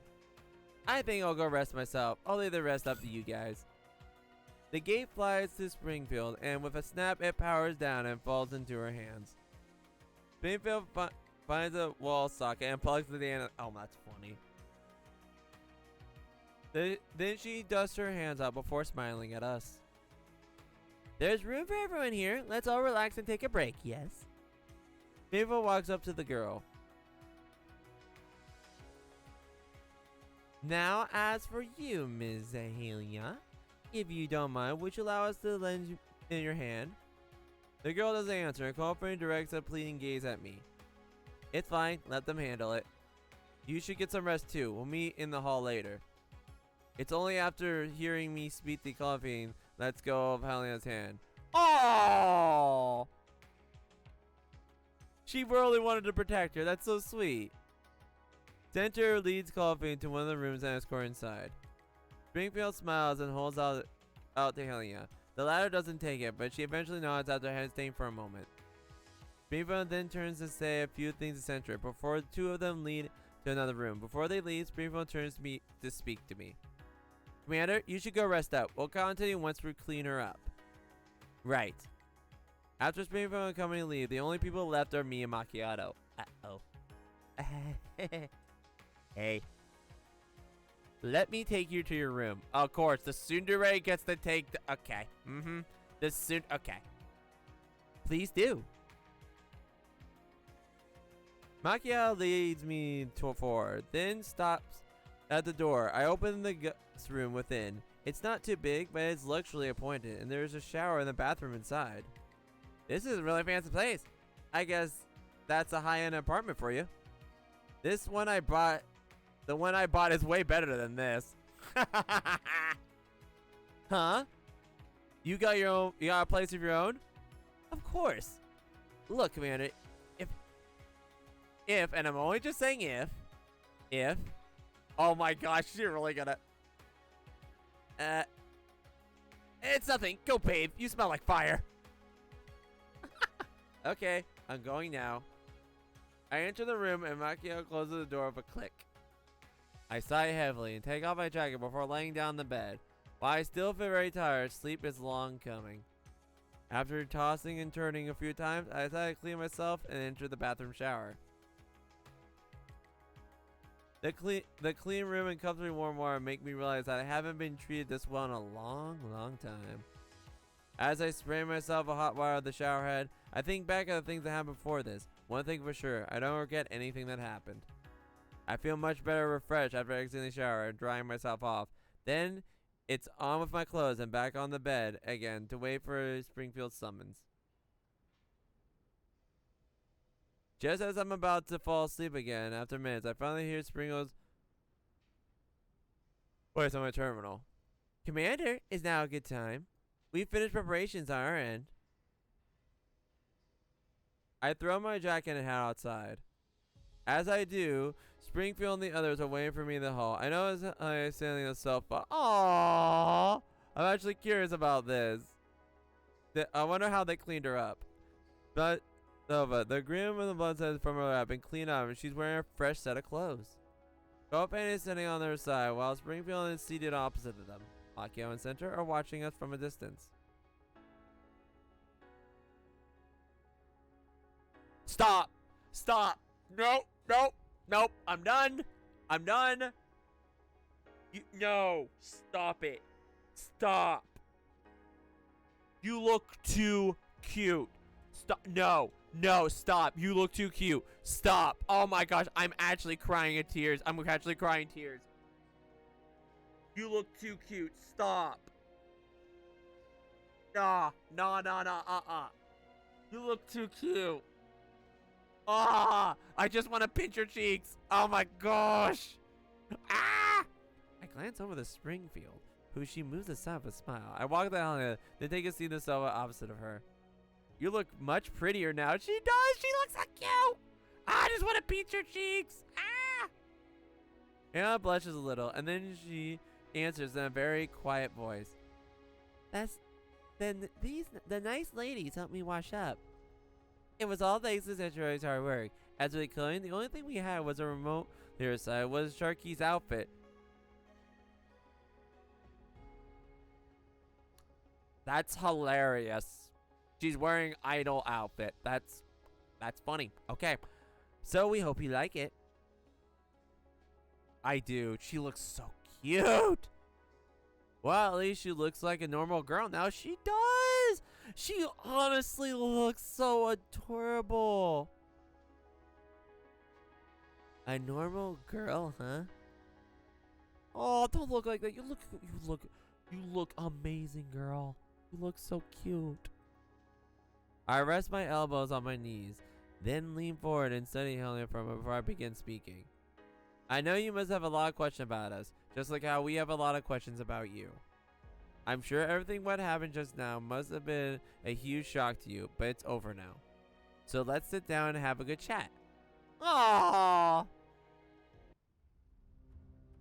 It wasn't much of a shock. Really now? Well, it wasn't much compared to what happened in the past. The girl frowns. She looks at me. I look back without flinching, and she decides to take the initiative.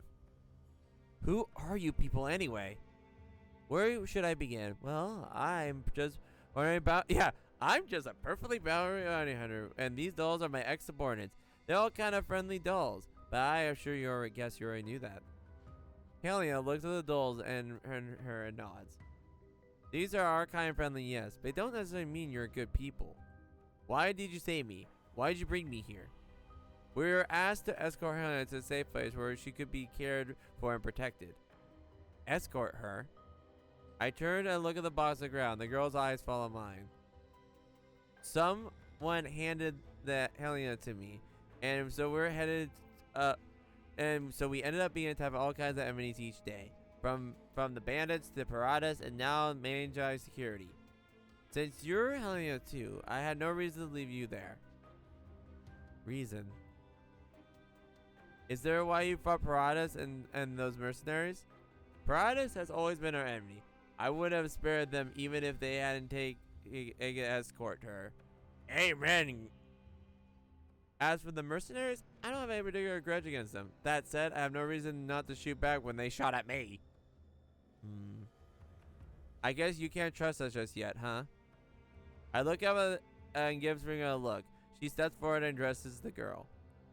Don't worry, this is a safe place. I can guarantee you the magazine that all those people will not find you here. The commander has fought piratas 10 years ago, so you can feel free to tell us if anything on your mind if you have any requests.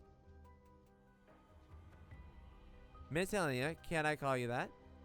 Or is there any particular way you want us to address you? There are two Miss Helenas after all. It would be best to make distinction if you're going to stay with the commander. There is no need for that. I won't be disturbing you for long. What do you mean by that? What do you mean by that? Do you mean you're going to leave soon? But where will you go? I'm very grateful for saving me, but I'll take care of the rest myself. I sigh heavily. Seeing this girl isn't pure as innocent as Helena, but behind her facade of grisly impotence are hints of a naive streak. I scratch my head. It's a bit lost how to go on from here. Even finding 10 Maggie security companions at once with less headache than this. I just not used to handling. He's not used to being a parent. After thinking for a moment, I decided to be around bush. It's probably best to get straight to the point. I'm sorry, I know you don't remember things like this now, but the things we saw in the underground facility, they might be linked to all our pasts. And I want to sort this matter out.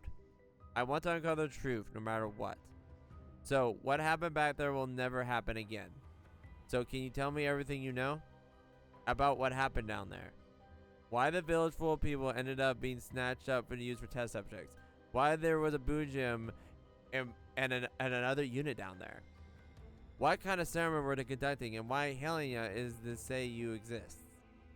The girl listens silently as I rattle on certain questions. She listens earnestly, shows no indication answering them. After a long silence, she speaks at last. You shouldn't look any further into this. Why do you mean? If you keep asking, you'll end up like those people in tanks. You'll end up dead because of me. I'll end up dead because of you? Is that why you don't want to stay here? Because you were worried about that? She falls silent again. There's an anguished look on her face, one that I've never seen on her face before today. Aww, she sensed and looked at Denagale, but I can't help but compare her to the other one who has been with us all this time. You look alike, but your personalities couldn't be any more different. She meets my gaze and practically shouts what she's thinking. I don't know how powerful they are, but you won't be able to get out easily if you're all mixed up in this.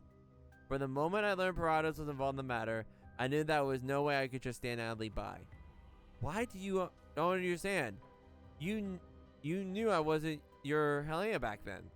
Why do you insist on taking me with you? You should have just taken your Helena. I told you before, right? Since you're Helena too, I had no reason to just abandon you. Man, it ain't like that. You're our girl. I just realized the commander just let, ooh, now I have twins. Like literally, what the flip? The commander just let, now I have twins. Oh my gosh. And even if you are Helena, there's no way I leave you behind in a place like that. Stop pretending to be a good Samaritan. The things surrounding me are darker than you can imagine. There won't be any good end for you if you get involved in it. Too many people have already died because of me. I can't have any more. Do you even understand what I'm saying? I kind of wish she would break the fourth wall, and the commander goes, but I got plot armor. I get it, yes, but we aren't going to die because of you. You didn't kill those villagers, and neither did you kill those that Stays Tech agents. What? It's not your fault that they died. It's the fault of the cult and the people behind them. If you shoulder the blame for their sins, you'll be letting the true masterminds get away with their crimes. He's right. Colfane, who has been silent all this time, suddenly stands up. Colfane, no way. Colfane? The followers of Paratus. They killed my sister, just like they killed all the people in those tanks. They don't need a reason to motivate or hurt others. They'll do it just because they want to. So I can't accept what you're saying. I can't accept how you're taking the blame for hurting others when it's clear the cult is all at fault. This is why Colfane's like the best. Oh my gosh! This is why Colfane's such a good character. I don't know what happened. I didn't even know who I should be hating. But I want to do something. I want to change something. That's why I've been staying by Helena's side, no matter what Helena it is. My sister is dead, and she's not coming back. But maybe, if I try hard enough, the people who would have suffered like my sister did won't have to be hurt. I'm sorry. Shouldn't be saying this to you. The air in the room goes silent. After saying her piece, Colfane sits back down and says no more. Thank you, Colfane. I look at Helena and I address her the same kind of firm tone as I can manage. Running away won't solve anything. And running away won't stop tragedies like what's happening again. I'm sure you understand that. I knows that all too well. But don't take everything onto yourself. Also, don't look down on us. You saw how we took the Boo Gym and those mercenaries, right? We'll all uncover everything about Helena's incident, concerning how that Helena's ended up at hands. I'm pretty sure you know how determined we are to interfere in this matter. She bites her lip. There seems to be a great struggle going in her heart. Are you from State Tech too? Nope. But we can do more than they can. Thinks for a moment, then she speaks at last. Well, if you want to know, then I'll tell you. My memories are limited to what happened in that village. And you guys call me Lord, and those villagers look at me as a miracle created by God. They said I could help everyone from find Cavadius, then leave everyone to freedom and pain and gain eternal life. Do you know what Cavadius is? No, I don't. But I heard that what everyone's been searching for. In order to find this Cavadius, they put me on those instruments and did all kinds of experiments on me. Experiments? More bloody experiments. Don't those Paradas have a single original bone in their bodies? Commander? Pardon me. What happened after that? After that, I learned that it was all fake. They were all fake. The villagers who were bathed in the so-called graves all became monsters. Colfane looks at me. So that's why Scarfium. It all makes sense now. So that's the ceremony they were talking about. They control those monsters and turn them to Boogems you were talking about, but I could hear the wailing of the laminating in their hearts. The ceremony made them obedient to me, but all I could do was give orders as that woman dressed in black commanded me. I didn't want to do this anymore, but there was nothing I could do except pray each day that a miracle would happen. And then somebody actually came and saved me. I saw my answer to my prayers. On that day, a group of people who said the same thing as you came underground complex. They say we're Steichakers. They were going to save me. I was so happy then. They took me into the tunnels. They told me to wait for the pickup village, but in the end, they never came. At this time, I didn't realize they were probably in. At that time, I didn't realize they were probably in those tanks. I had nowhere else to go. My only company was lingering spirits of the fallen. At that moment in time, all I could do was pray, and my prayers were answered again. Another me descended from the heavens, shining brilliantly. So our Helena was drawn by your prayers. The girl hesitates for a moment, and then she nods reluctantly. Yeah, I think she heard my call. The fact that these can speak to each other's hearts is something that came up before. It seems similarities between the Paradas and research further investigation. So they can communicate. Gotcha. Oh yes, one more thing. Who exactly is the person who possessed Alia? The conscience that were talking to us. Why did you say she betrayed you? Our minds once lived in a sea of flowers. Back then, there were many copies of us, but we were killed by that voice. The memories from the sea of flowers told me that she was the first Hylia. She did not accept us and wanted to destroy us, so she would become one of her own kind. We once had the chance to escape. Hey, but because of her betrayal, we were cast out the sea of flowers. If it was because of her, if I had just been more determined back then. Anna clenches her fist. She squinches up her face. Tears begin welling in the corner of her eyes. No, don't cry. No. Don't cry, girl. No. I understand. Alright, you said enough. Go get some rest. My questions have been answered. When she indicates that what had happened and essentially saying what I theorized.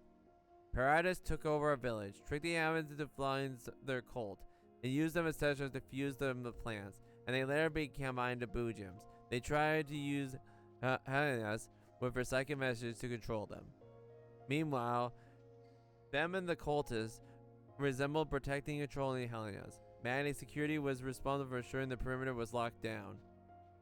These were the comprehensive biological barrel setup. While I do not know what the aim of the experimental is keeping Paratus the way of doing things. And that also makes me sure that those haven't been completely stamped out yet. Let us handle the rest. I promise you that nobody else will get hurt again. Café, stay by your side. Also, we need to check the condition of the Hylian in the box. Will do, Commander. Springfield, please take care of them. We'll all discuss our course of action going forward. Understood, Commander. Please leave it to me. Springfield nods to me, and then she turns to the sniffling girl. Miss Hylia, you haven't told us how you'd like to address you.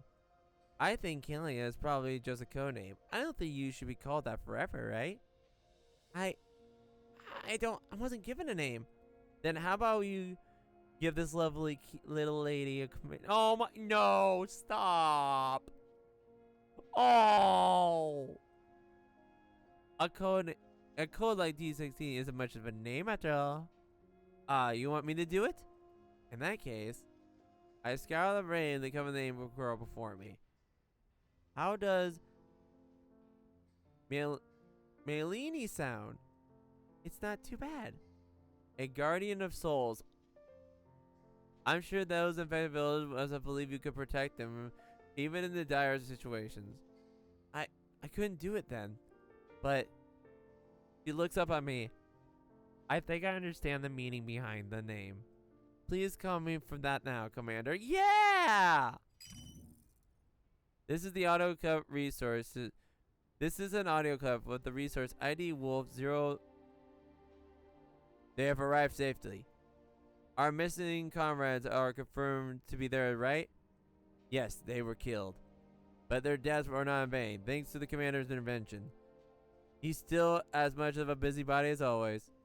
Still, that's how it is. You don't seem to approve.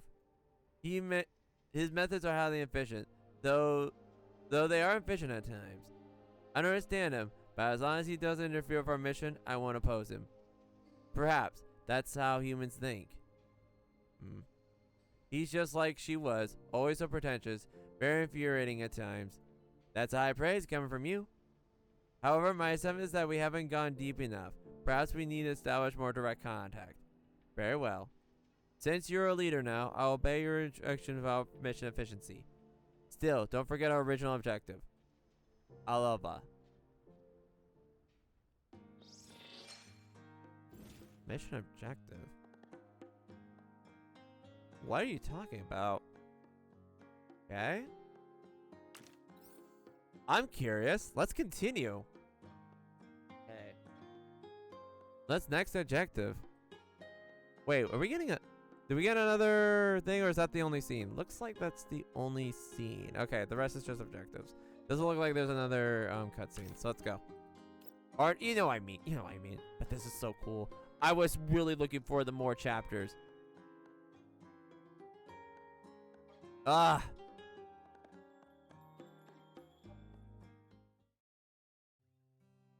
I'm sitting at the corner of the cafe, slowly sampling a coffee Centaureissi get brought to me.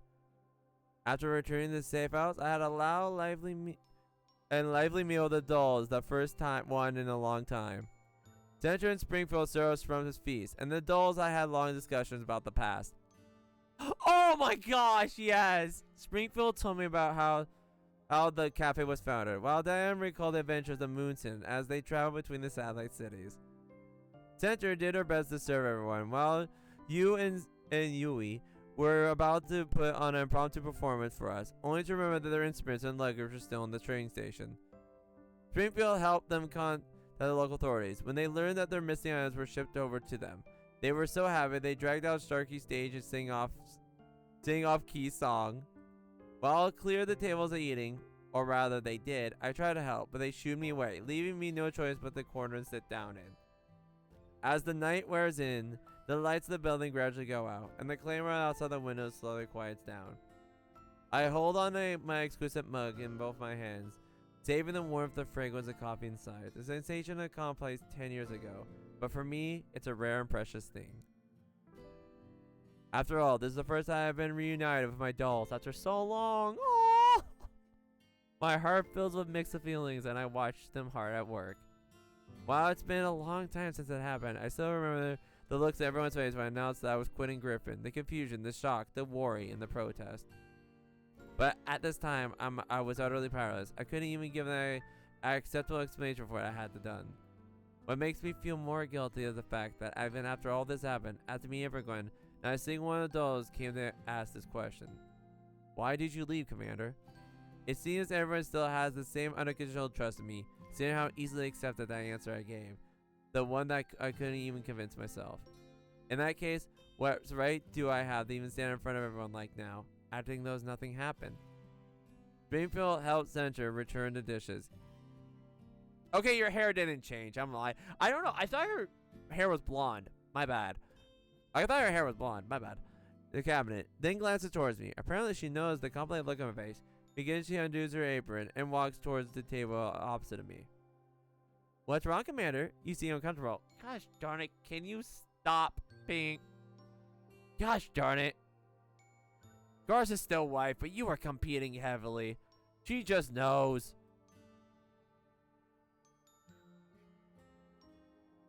Yeah. I feel a little conflicted. Is it because of Melina? Yeah. Well, that's part of it, and the rest is, Springfield continues watching me, and I can't continue speaking for a while. Would you mind if I venture the guess? Go ahead. It feels like you're avoiding us, just a little. You didn't say much while you were eating earlier. Is there something you wanted to say just now, but couldn't? I take a deep breath, trying to gather the courage to get the words out. I'm sorry. The apology has been far too long coming. Aww! I should have said it in front of everyone. But when I finally managed to build the courage to face, the others didn't give me a chance to say it. You're sorry? Why are you apologizing, Commander? As long as for her face, I realized she understands and everything. Yet, the fact that she's asking questions despite knowing the answer is strangely calming. I try to gather my thoughts and say what I've been keeping in my heart all this time. I'm sorry for leaving. I'm sorry for that darn agreement. I pause. After taking a bit, I continue speaking. I always thought of signing the agreement and leaving Griffin back then was the only choice I could make. I knew that it might not have been the best choice, but if I meant everyone could be saved, that you have a future, then it would be a price I would gladly pay. Rainbow keeps watching me, waiting for me to continue. You know, I actually felt kind of relieved when I first came to the Yellow Zone. I guess it's not how useless I am. I was arrogant enough to think that this was the way I give everyone a better future, that I could escape from the inconvenient realities that I didn't want to face. I knew it was wrong, of course, but I couldn't muster up the courage I used to have in order to fight for what I was right. A lot of people died, and yet I'm still alive. Is the only reason why I survived because the countless dolls gave their lives for me? But do those sacrifices even mean anything? I haven't found the answer to that yet. And so I drifted through the chaotic world for the past 10 years, trying to find an answer that would put my heart at ease, that would prove that I could have chose wrongly. But the more I looked, the more I felt lost. Felt that I thought that turning my back on the war meant that I would no longer be used. That I thought I'd be giving up the power that I've been giving everyone's peace. That was all pointless in the end. Oh yes, I was no longer being used, but that was because I was no longer of use at all. And even after giving up my rank and position, the mere fact that you associate with me put you all in danger. In that case, what is even the point of me giving it all up in the first place? Oh, come on. You heard that? You heard what I told Melina just now? Even though I killed Lou with my own hands back then. Oh! Paratus is still going strong and still using other people in their human experiments. And as for me, by giving up everything allows power to change everything. You know, back in the day we used to be able to send choppers wherever to deploy like $25 at once. Even did for the sake of a certain senior of mine. Nowadays, mailings got the scrounge up screws to turn them into nuts and bolts. After seeing all this, I really wanted to ask myself, hey, what the bench are you doing? You made your choice, but you keep second guessing yourself. Does someone like you even deserve to call commander? Do you think the UNSC is a big shot can get elected just by keeping a low profile? In the past, I still don't have the strength of change sometimes, but now all I can do is endanger you for the sake of putting up some petty resistance. And that is the only thing I can do. Oh, I pour out all the things I've kept in my heart for all this time, but he was listening until there's nothing more to be listened to. I raise my mug and take a drink to mask my loss of control. Commander. It was all bottled up. Oh my gosh. Poor Commander. Fearful waits for me to calm down before slowly begins to speak. I don't think you're running away from anything. I don't feel like you're using us. You're just punishing yourself. To the you who left without saying the word. I finally got the courage to look at Springfield. Her smile is gone, replaced by a stern and serious look she rarely shows others. Or did you truly believe that we would forget you just because you left and we were bound by an agreement? That's not what I mean. Is it? Or do you truly not think that way? Think carefully about your answer. It means a lot to me. Of course I don't think you forget me. Oh! Upon seeing the look on face, Springfield smiles again. Thank goodness. I felt the same way too. Pardon me, Commander. It seems I was a little impolite. With that said, you weren't the only one feeling lost during those 10 years apart. But even if we felt lost, we tried our best to keep living our lives. We lived on while waiting for the day to come when we would meet again. Springfield twirls the tips of her hair around her fingers as though she's thinking about how to put her thoughts into words. Oh my gosh, stop. It's true that a lot of dolls left Griffin, and as a result, we lost contact with a lot of our friends. But why do you think you're so powerless now? That's because. Is it because you think that we won't listen to your orders anymore now that you're no longer your subordinates? Therefore, words cut deep, but at the same time, they cut in the heart that matter. What right do I have to expect to risk themselves for my personal goals? Indeed, what right do I have to demand that they hurt in order to protect me? Commander, do you know what happened to Griffin Base the day after you said goodbye to us? What happened? Nothing happened at all. We still gathered together, we trained together, ran seeming battles together, we uploaded our data together.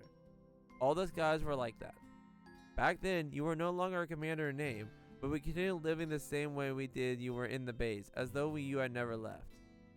Then the next day, and the day after that, the days lasted a long time, until Miss Kalina came to the base and told us that it's time for took the steps on our own. Then she said this is what you would have wanted, so we did it. In the past, you always said you did nothing without us, but in reverse is also true. If you hadn't raised us up the way you had, we wouldn't be. Oh, stop! To you, we were all special, unique individuals. In our hearts, you were the same. This is the bond that we share with you, and you alone.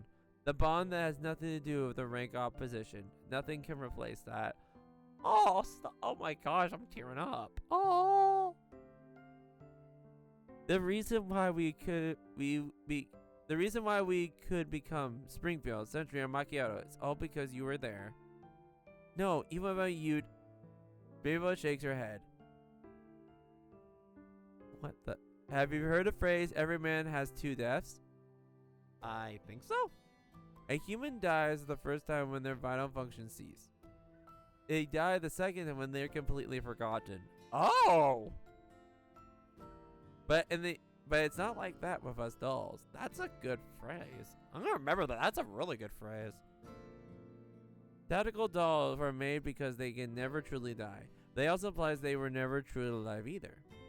The only way we can come close to living is when we leave the memories of hearts of others.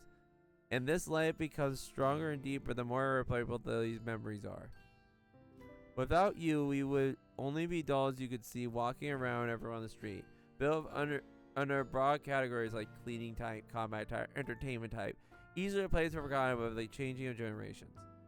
But you gave us more important things to this world. The only thing that makes us truly alive in the world, the unique memories that we share. I don't know if I'm making myself clear enough, but you'll understand what I'm trying to say, Commander. You made yourself very clear, and you helped me understand a lot of things too. But I must tell you this. If you choose to help me, you will lose everything, perhaps even the cafe that you poured your heart into your soul no longer exists. Are you alright with that? I like to think that our agreement was a trial of sorts. It's a challenge for us to you, a way to test our determination to change the future. I am ready. I believe our friends are ready. Are you, Commander? Are you ready to make up your mind to bring about change? I reflect on everything's experience until now. The shadow of piranha still looms over the world like storm clouds, and the big sharks think this land is just a sandbox. They can toy with their leisure, moving their pawns as they please. In that case, since I can't change anything through playing by the rules, why don't I just flip the tail and make my own set of rules? Yeah. While there are still many unknown variables in the end, I decided words to make my promise to Springfield. Meanwhile, the gate that has been floating lazily in the air slowly drifts over. My oh my, you do have a silver tongue, Miss Springfield. Meanwhile, the Commander writes off all my attempts at creation making fun of him. What shall I do? But that's because you really are making fun of me. Oh, how you have wronged me, Miss Springfield. I call for justice in my stead. Miss Dandelion, man, is helping you in your own way, Commander. Also, it was thanks to Miss Dandelion arrangements and timely communication they were successfully guiding you to this cafe. Is that so? How are things in the safe house? That's okay. That doll has finished checking the box. There's vital signs of the little miss inside the deteriorating. While she's not in danger yet, she's probably going to experience organ failure like before. I hope that Kalina will be able to treat her after we reach Lviv. As for our little lady, she's sleeping very soundly. Looks like she hasn't gotten a good rest in a long time.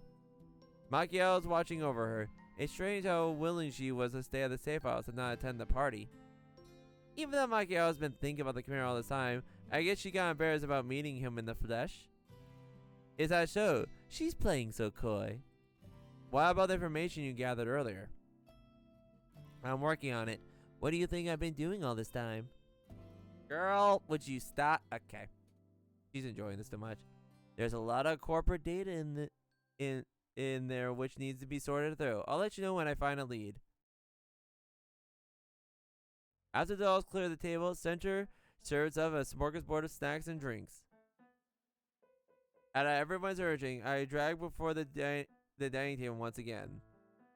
I feel much more relaxed after talking to Springfield, and my constant conversation with the other dolls flows much more naturally now. The cafe warms and welcomes is most definitely a treat for dolls, gustatory models. It seems that no matter where it may be, Springfield Cafe is always able to help people forget their troubles and misery. After he clears the last plate of cookies, the curtain falls on an enjoyable little gathering. Miss Yui, would you like another glass of milk? Center urges behind him once again, upholding the reputation of her star employee. No, thank you. I really can't eat anything else. Even with the digestive system model installed, well, I don't think I can handle much food at once. I believe your digestive accelerate for regular food is thank it. I'll give it for you. There were cases in the past when Miss Sharky ate too many snacks before she had to use them to get her body back to normal shape. Hey, don't go airing my dirty laundry in public. Oh, so that's what happened. It was just because Central's desserts are too yummy. If you like them, feel free to visit them anytime, Ms. Oh my gosh, I'm loving this too much. I'm loving this. In fact, if you end up becoming our house band and put on an event, you can even test treats we have in developing. This girl knows her stuff. That sounds delicious, big sis. Let's come by and earn a good meal if we get the chance. We would be happy to help, provided it doesn't cause problems with the cafe. It's the deal then. I sit on the edge of the counter, watching dolls talk and laugh. A sure nostalgia swells in my heart. I was a drifter ever since I left Griffin. The colorful bright lights, the days of my memories, have been practically all washed out by relentless endless missions, mutated LEDs, and the collapsed storms screaming in the vast barren sand. Meanwhile, the storms carry me further and further away from my path. Now that I intend to set foot on the road once more, can I tell which way should be headed? Ringing. As my mind wanders, a phone call counter rings. Springfield Center quickly exchanges a look and face turns severe. There should be anyone calling at this time of night. Manager, want me to pick it up? Let me do it. Springfield walks over and picks up the phone. Hello, may I know? Manager Springfield, you asked me for coffee earlier. What exactly are they being used for? You shouldn't be using this line. You know it's not safe. You're being watched. How much time do we have? 1 day. I try my best, but the opposition is far beyond me. I haven't revealed anything about my shipment to anyone, and I count on my past friendships. Therefore, I hope you'll get rid of this shipment ASAP to avoid causing more trouble. I understand. The other party hangs up. The cafe, Springfield. What's going on? Someone is looking for the location of this cafe. Someone highly placed. Commander, a location might have been exposed. I'm sorry. I got you all caught up in this. No, it's our fault for not being strong enough to probably take care of you. Just in case, we should relocate immediately. How much time do we have? 1 hour. Saying so, Springfield turns to the other dolls. Ladies, I apologize, but as of now, the cafe is entering sleep mode. Sleep mode? Do you mean... Springfield nods, her face stern. Center, please lock the main door and close the blinds. Ensure all exits are secure. Sharky, bring up the truck over. We'll bring out the gathering in the safe house. What's the plan? We still need to get to Lviv. I asked an intelligence broker to negotiate with the city's security department. Once we ensure that the surroundings are safe, Central will escort you to the city as a travel permit. However, you still need to hide the cargo compartment in the truck later and crate of coffee beans. Can't say I have much experience with that. My reply is only half serious. Springfield chuckles and relaxes a little. I'll have Macchiato bring the girl over to meet the landing pad. The helicopter has been fueled and it has taken off clearance. The upcoming journey ought to be quicker. What will you do after that? The cafe will be closed for a while to weather the storm. We'll shift our intelligence gathering to work more to that site location. Once we ensure everything's safe, I'll contact you through new means. In order to ensure clear communication, Central will be traveling with you. You will be following me? She'll be likely helpful in combat and daily life. In addition, she is very familiar with the cafe's intelligence networks. I'm sure she'll be very helpful by your side. Oh, but okay, fine. We don't get okay. Springfield approach, bruise my gaze, makes me realize that they planned all this ahead of time. I nod and signal my assent to Springfield's plans. Ladies of Monsoon, what do you intend to do now? Well, if you don't mind, we'd like to serve under the commander again. Miss Danieley said you can need a firing strafe. Am I correct? Yes! There's no better pick than me. Is there fighting done? Isn't that right, Zoe? Well, it's not like you're good at anything besides fighting. As if! Alright then, I'll be counting on you to help in the future. Casting my doubts aside, I nod to the dolls. The dolls respond to me in kind, and they begin gearing themselves up. After checking all the exit, Centaureissi returns to me fully outfitted for battle. Her pistol and combat knife are hidden under the staffer's uniform, and her apron is a symbol of cleanliness. I just spare magazine and grenades. This is a long rectangular case on her feet. I know this is the last. Wow. She gives me an earnest look, as though she wants to use her gaze to prove reliability of Springfield's plan. This girl is ready. Please come with me, master. I'll be in your care from what comes next. I've come ensure the exit secure. The truck is parked at the cafe back door. We can make our move anytime you're ready. What's the matter? It's an urgent call from the Elmo. Would you like to take it? I call from the Elmo. Did Groza and the others run into trouble trying to meet up at the 404? I sense a foreboding fills my head and I scramble to pick it up. Groza, what's happening? Commander, we're being followed by unknown enemies. The opposition is closing Elmo at high speeds. They're already launched directly against us. After making this response, suspect the opposition is trying to board the Elmo.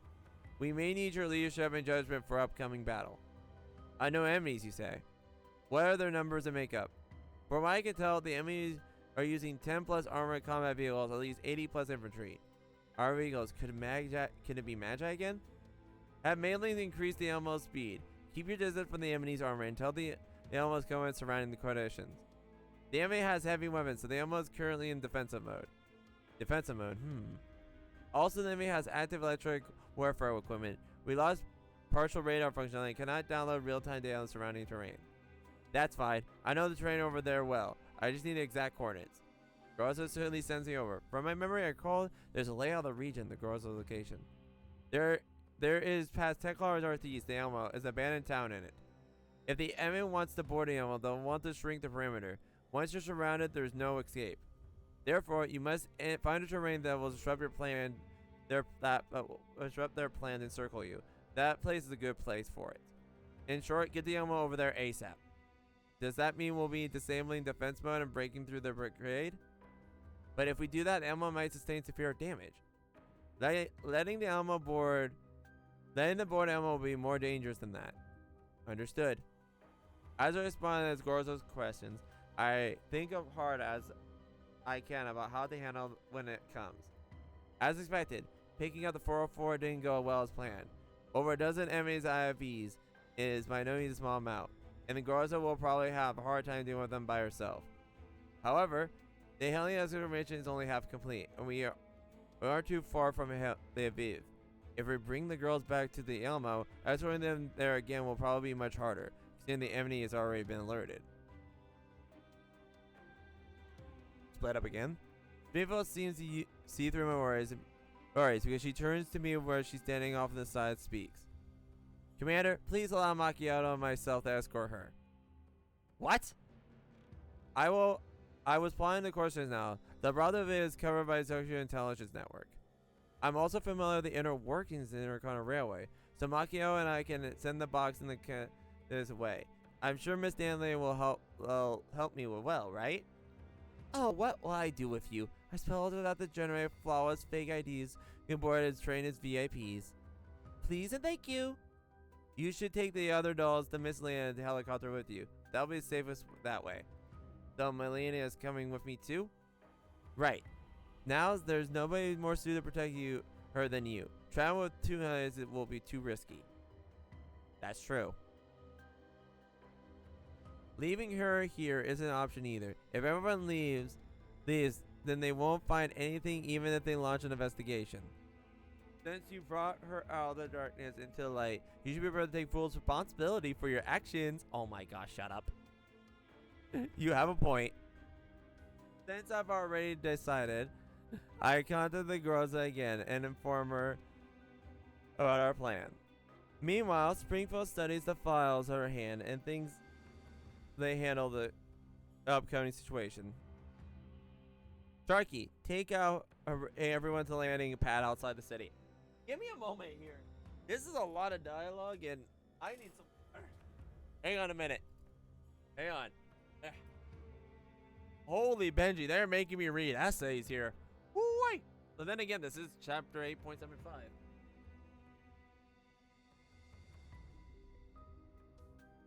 Okay, we're back. Sharky, take the truck and bring everyone to the landing pad outside the city. You will be planning helicopter later, so do everything Commander says. Huh? But what about you, manager? I'll contact Macchiato. We'll prepare to send Heliene over. We'll arrange to call Fane and Melina to arrive safely at the landing pad. Aren't you coming with us, manager? But what about the cafe? As long as we're around, we can set up another cafe anywhere. Don't worry, I'll come to the Elmo once the mission is over. Okay, you better find us, girl. Commander, make sure you make room for the cafe's latest outlet, okay? I'll be waiting for you. I calm myself and look at the dolls who were gratitude in my eyes. The familiar sense of security and confidence has returned to me. Thank you. I'm glad you're all here. The girls smile at me with a response, and then we all swing into action. Center helps me to the door, revealing a truck with the cafe logo on it. Stay safe. I'll see you guys at the Elmo. All the best. We load up the truck and leave Springfield behind. As the rear door slowly closes, I take one last look at the place the safe house will shelter me. Even for a moment, as the truck begins to rev up, I disappear in the coffee-scented darkness.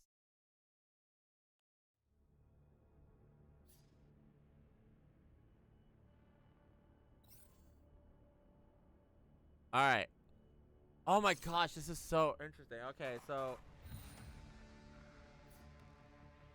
now we gotta get all the girls together. Ah, this is so cool! I love this. I'm so glad I did this. Oh my gosh. Ah, I can't wait to see more. I'm so excited. Oh my gosh. So she looked very pretty. Sorry if I mumbled a little bit. I did try. I do have a drink with me, so I will be trying to take drinks in intermedium. So yeah. Is it gonna give me a continue, or are we just gonna confirm? Okay, so I guess we're doing confirms instead of continue, which is odd, but I don't know why they're doing it for this one, but yeah. But anyway, the next one. So we got 4 left here. Well, let's go. Next one. Hopefully these stories chucked. Wait, what? Tons, what are you doing here?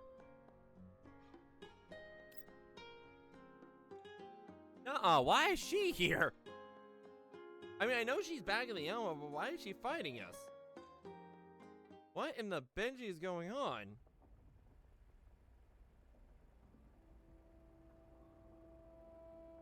Anyway, several hours earlier on the Elmo. Okay, so we're going back in time. Gotcha. Back in time.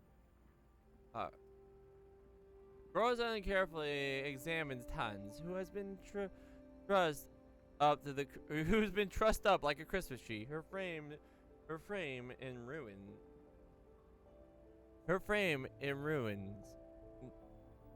Half of the side of their face has been gone. Oh my gosh. What you girls do? Benji. The Sithic face is gone.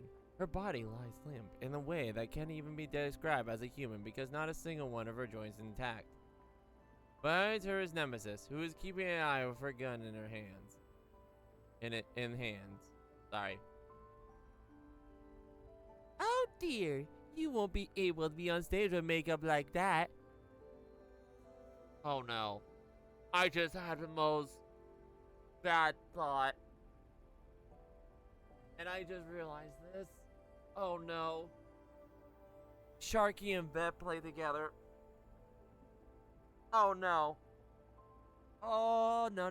Commander's not gonna. Okay, moving on. Yep, Commander's gonna have fun. Huh? I wish I could saw. Oh my gosh, a couple times before her right side, where her face were even looking even. Oh, you just don't get it. Oh my gosh. Okay, you're violent. Fine. Oh, you just don't get it, Croshaw. I'm a Symmetry's latest trend now, like with stockings. Oh my gosh, really, girl? Really? Moving on. I don't know a darn thing about trends, but I am professional at beating dolls until they can't get up again. Okay. Bentley and Gorlick banter flits past Rosa's neurocloud, not even leaving ripples in the wake. Clearly, her neurocloud is fully occupied in the matter on the hand. It has no space to store redundant data. Redundant data, excuse me. Are you worried, leader? Would you like Bentley to sing you a song? Bentley knows all kinds of songs to liven up the mood. Worried about her? Just look at her. All the core components are pretty much a write-off. I think even rebooting her would be a stretch. My guess is the leader is thinking about what's the best way to sell her off for scrap. You don't understand others' feeling, Croshaw. As an idol, Bentley has the sensitive all the time in order to pick up fans' feelings. Therefore, I'm sure leader must be worried about tons. Want to tell Bentley about your worries? Although all the animal fighters are gathered to repair bay, Groza's gaze has never once left Tons. She looks at the third treasure doll from head to toe for the ninth, I think they meant ninth, but they forgot, okay, time, and then unconsciously frowns.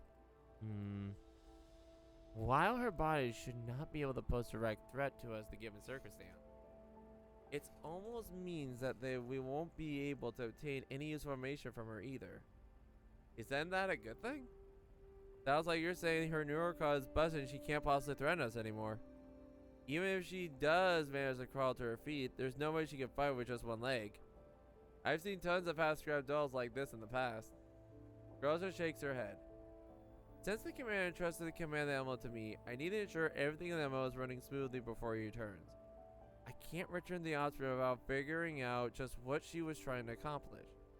Rosa examines Tan's body again, but it seems no matter how many times she checks, in fact, some of the more damaged molecules are beginning to crackle and spark. If only her neural cloud wasn't so badly damaged, we might be able to recover her memories through safe means. But why don't I give her a kick or two? Supposedly it worked fixing broken TVs in the previous century. No, okay. Kralik rears up to do just that, but Groza stops her. Wait, Kralik, don't be rash. Her neural logs are completely destroyed, and she is in a fragile state right now. If we handle this poorly and cause her neural cloud to melt down, we'll lose our last clue. Ah yes, didn't Dandelion person say she analyzed Han's neural cloud? What did she find? I look at the findings, but there wasn't much useful information there. Most of it was just badly damaged and incomplete fragments. That just means that her neural clouds were right before she came here. However, it doesn't bring us any closer to figure out why she showed up. Carly scratches her head. She doesn't quite understand why Groza is so bothered by that matter. Even though Tans is an enemy, she is one of the internal overload away from being scorched to ash. So there's no way she can achieve her aim no matter what her reason for turning up here. Is she being too paranoid of having the ammo camp out in the yellow zone because of something like that? You know, leader, you could just stop thinking so much about things.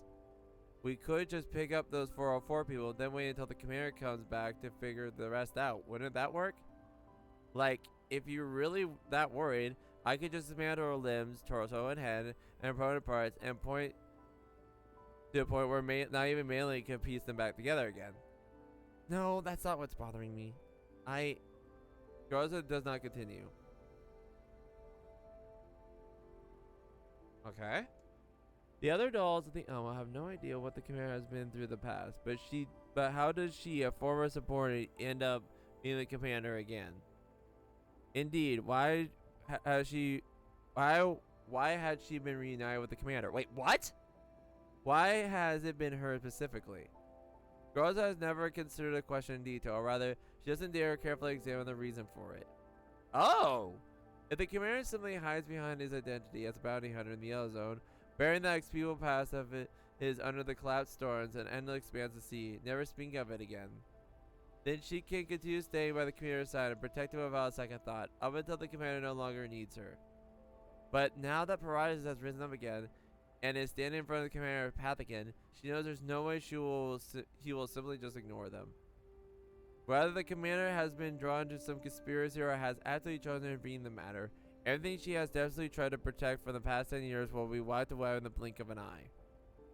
And when that time comes, she might be able to serve as a judge any longer. She may just become a useless burden. Okay, so... Huh. You're not a useless burden, but I'm interested. Or perhaps a ticking time bomb. What? She doesn't even know if Tan's presence here is because of her. Leader? Were you spacing out?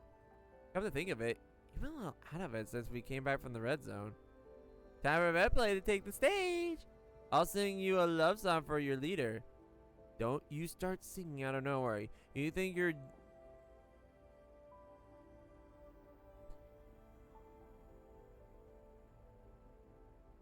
There's no way that's canon.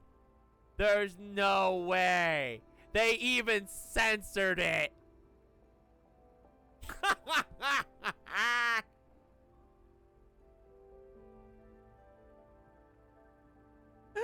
By the way, I want to say this. Oh my gosh, that's amazing. You think you're so okay? You think you're a princess or something? But if you sat, okay, so we know that exists in this universe, I guess. But if you're so sad, singing is the best way to chase away. But if you're so sad, singing is the best way to chase away your bad feelings. It's like a magic spell. Oh my gosh, that's how it always is in anime cartoon. First Nikkei, now this. Can we all stop breaking the fourth wall?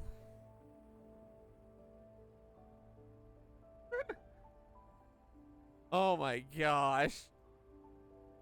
As the two of them go back and forth, Groza shakes her head like she's trying to calm herself. The most important thing right now is to take care of what's in front of her. At the very least, she needs to find a way to finish the task the commander gave her before thinking about other things. Sorry, my network was occupied by other things just now. In that case, ensure the safety of everyone on board the ammo. I need to check tons first before making my decision. Karlak shrugs. She doesn't fully agree with Groza's point of view, but she trusts her leader enough to not protest further. Once again, Groza brings up the analysis report Danley left behind and attempted something from it.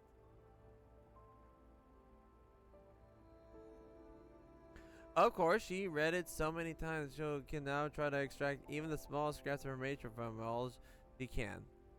Just as she's reading the report again, a footnote of the section's destroyed contents draws her attention. It's probably reserved for a poll because it was not as important part of the neurologs.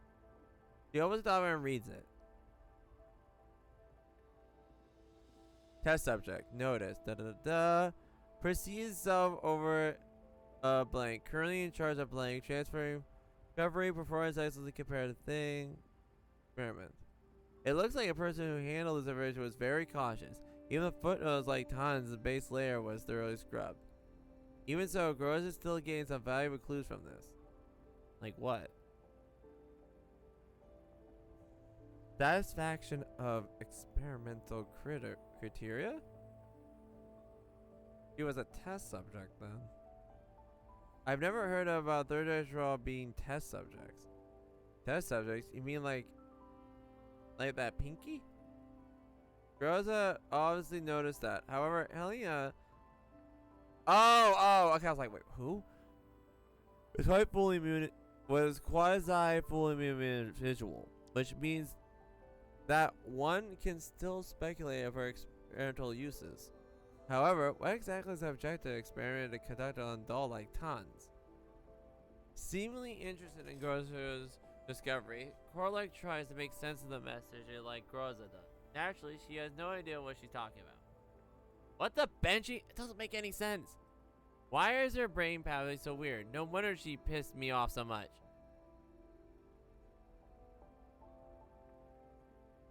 Still, since we know there's something like this in a neurolog, there must be also other things like this in a deeper place. But under this condition, we won't be able to analyze her further, right? This equivalent animal can't manage that level of neural call restoration. Actually, there is another way. We could directly connect her level 3 base layer and obtain her neural confirmation that way.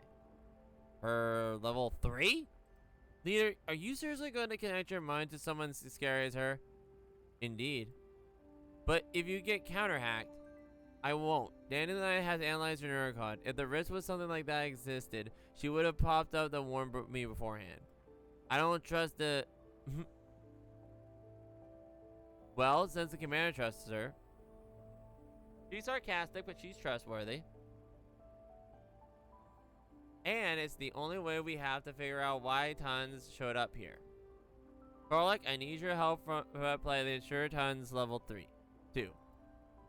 I'll just upload my neural cloud back up to the cloud. If anything happens, cut the connection immediately. Alright, leader. Don't force yourself if you run into anything. Don't worry, I understand. Nemesis, you're in charge of minding Tons' frame. Nemesis nods silently. Alright, let's begin. Rosa reaches out and connects to Tons' neural cloud. Since the data is there has been wiped, she meets with no resistance to entering.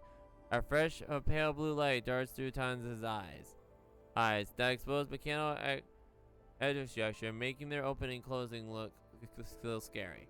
As a faint spark crowds at the end of the severed power cable, her eyes open up again. Nemesis immediately raises her gun and goes to the highest alert level.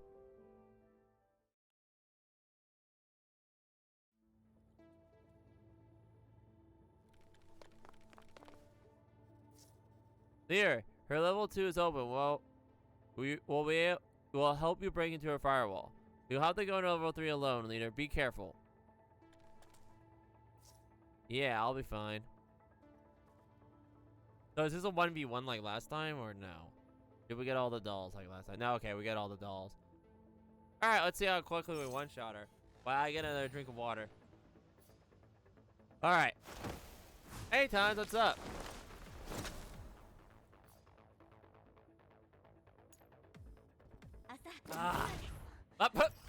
And that's all it is. Oh wait, no, she's not dead. I thought she was gone. Now she's gone. Wait, kill, right, what the heck? Benji happened there? Wait, it said Tons and then it said Gorza. Wait, what? I just noticed that. So this is the base layer of a 3rd gen doll. Gorza continues advancing through the endless fog. The neural wire has caused landscape that represent 10 data models to take bizarre twisted form. She tries to extract useful data, but her search remains fruitless even after looking at it for a long time. Before her lies a famously darkness, as well as unending void. Just as she's about to give up, she hears a voice.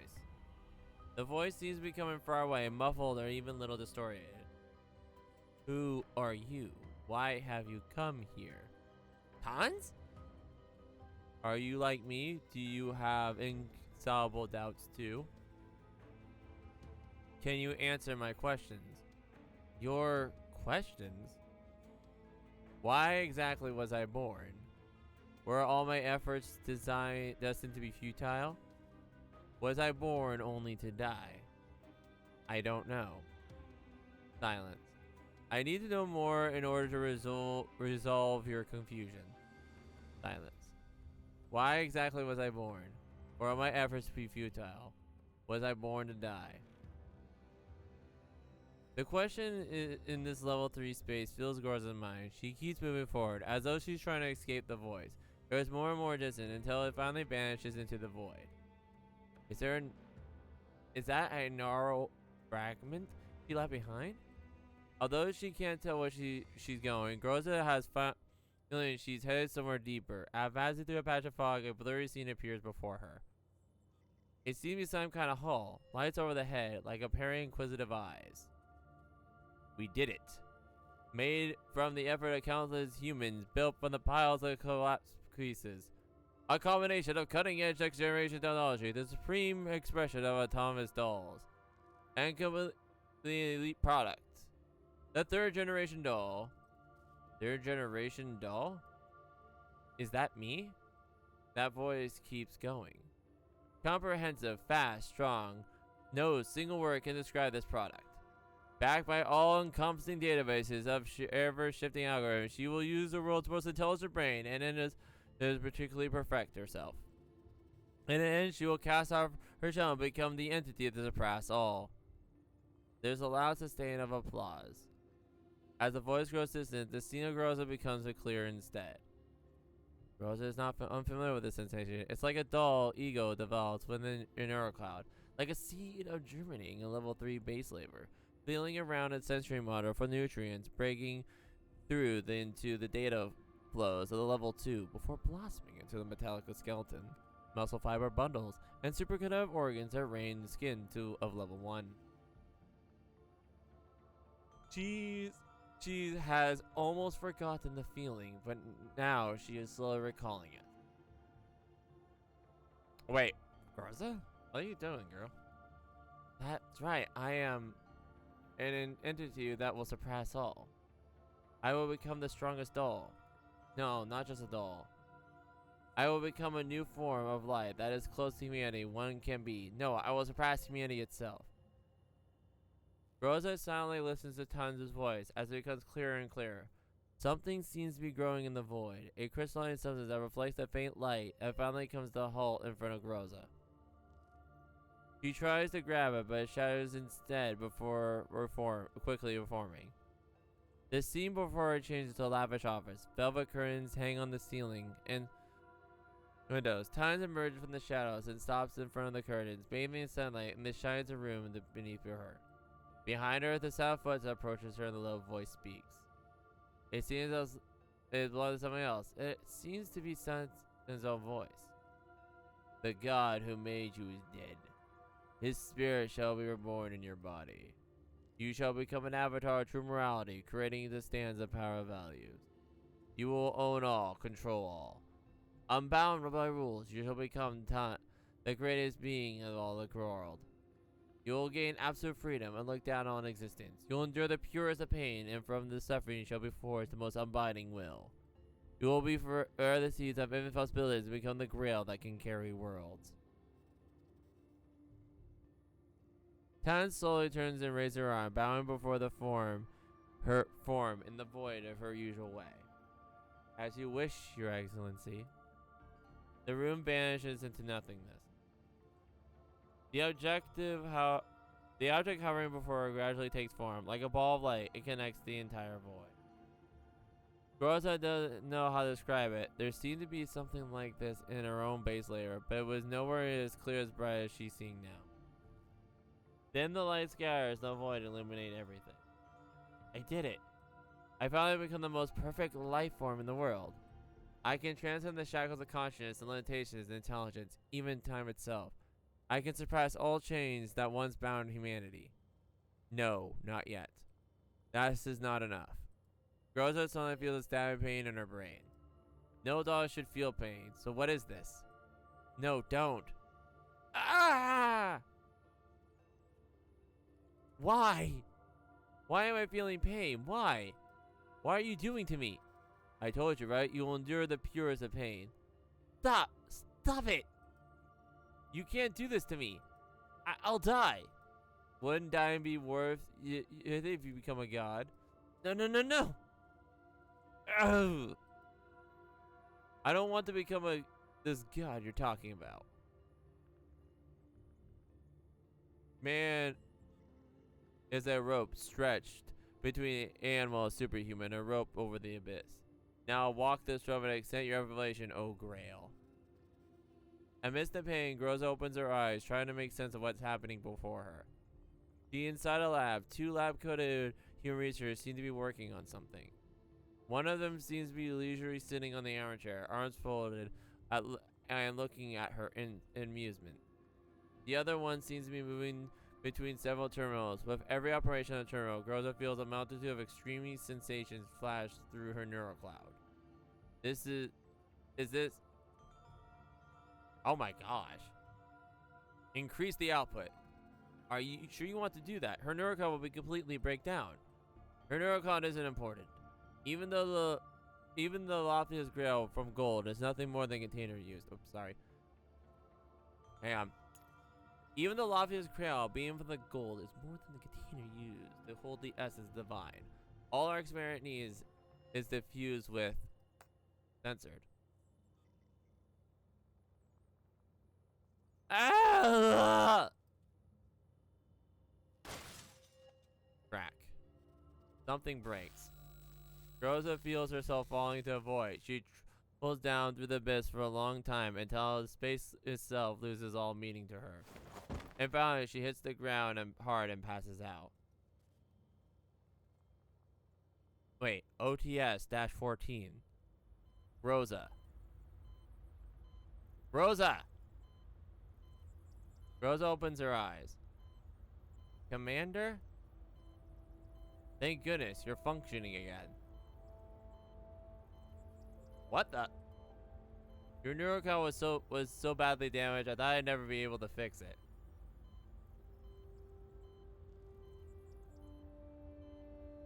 Rosa looks around the... Oh, wait, what is going on? What?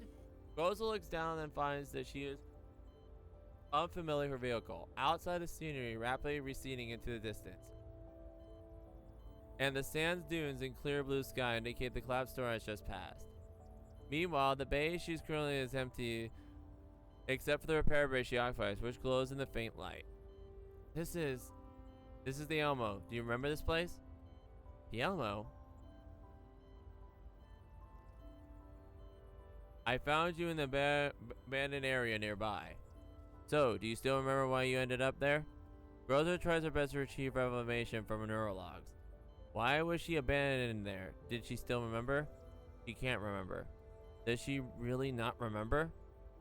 There's nothing in her cloud. Everything is blank. I don't know.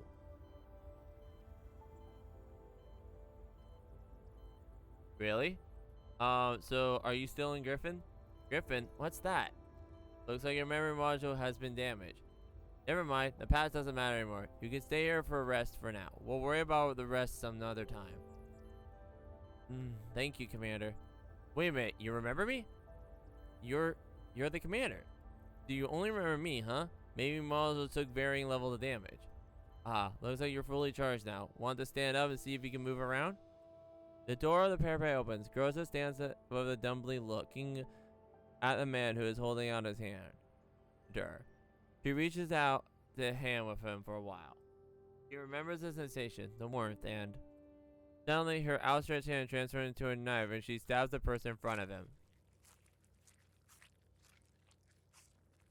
Bright red blood splashes everywhere, standing in Groza's visual models. No! No, no, no, no, no, no, no, no! No! Commander! Crackle, crackle. Snap. Leader! Leader! Rosa opens her eyes.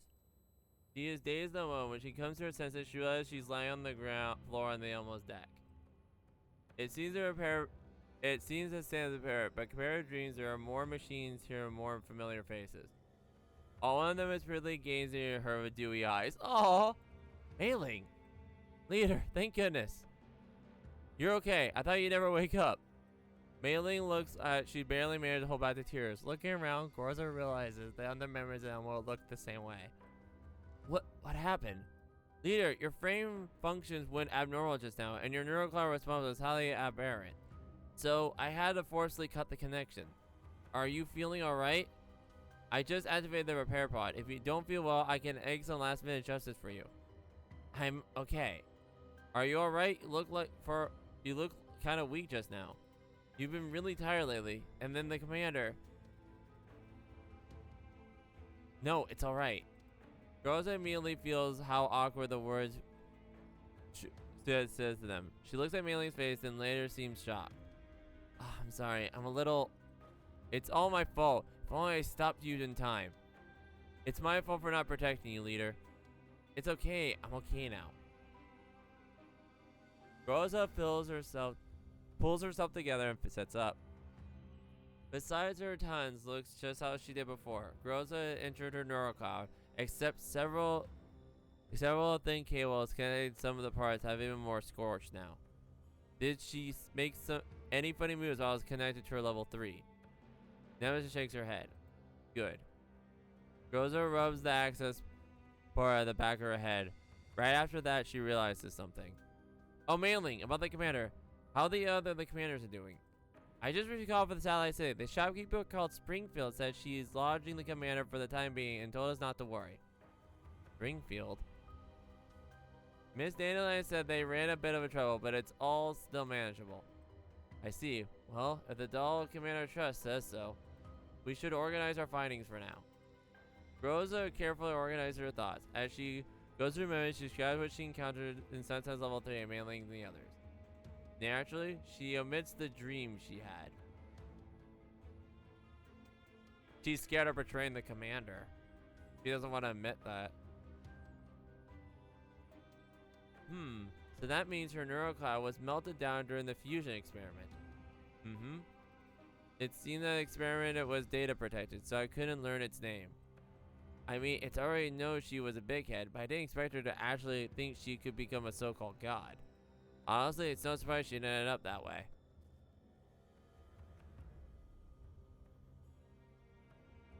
God, already fallen. Yeah, I think that everyone could understand that. Finally,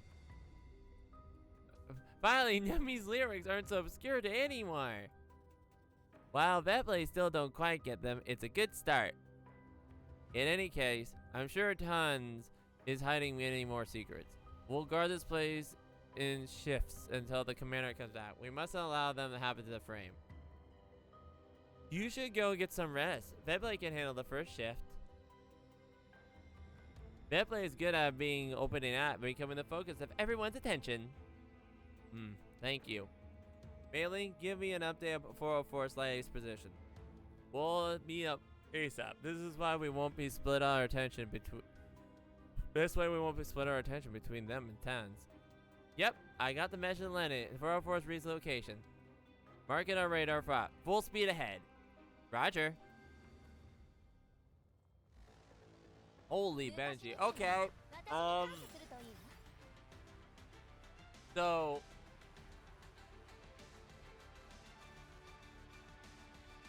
Gorza was about. I wonder what that dream was about. I don't know. Grozo is scared of. She mentioned she was becoming a ticking time bomb, so maybe she's worried she'll betray the commander. On that's interesting.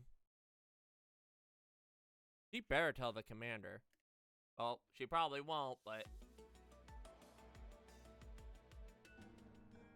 because that's how she is. But go next one. What a thing. By the way, I don't like how we keep going back and forth from this. I really wish I can click continue.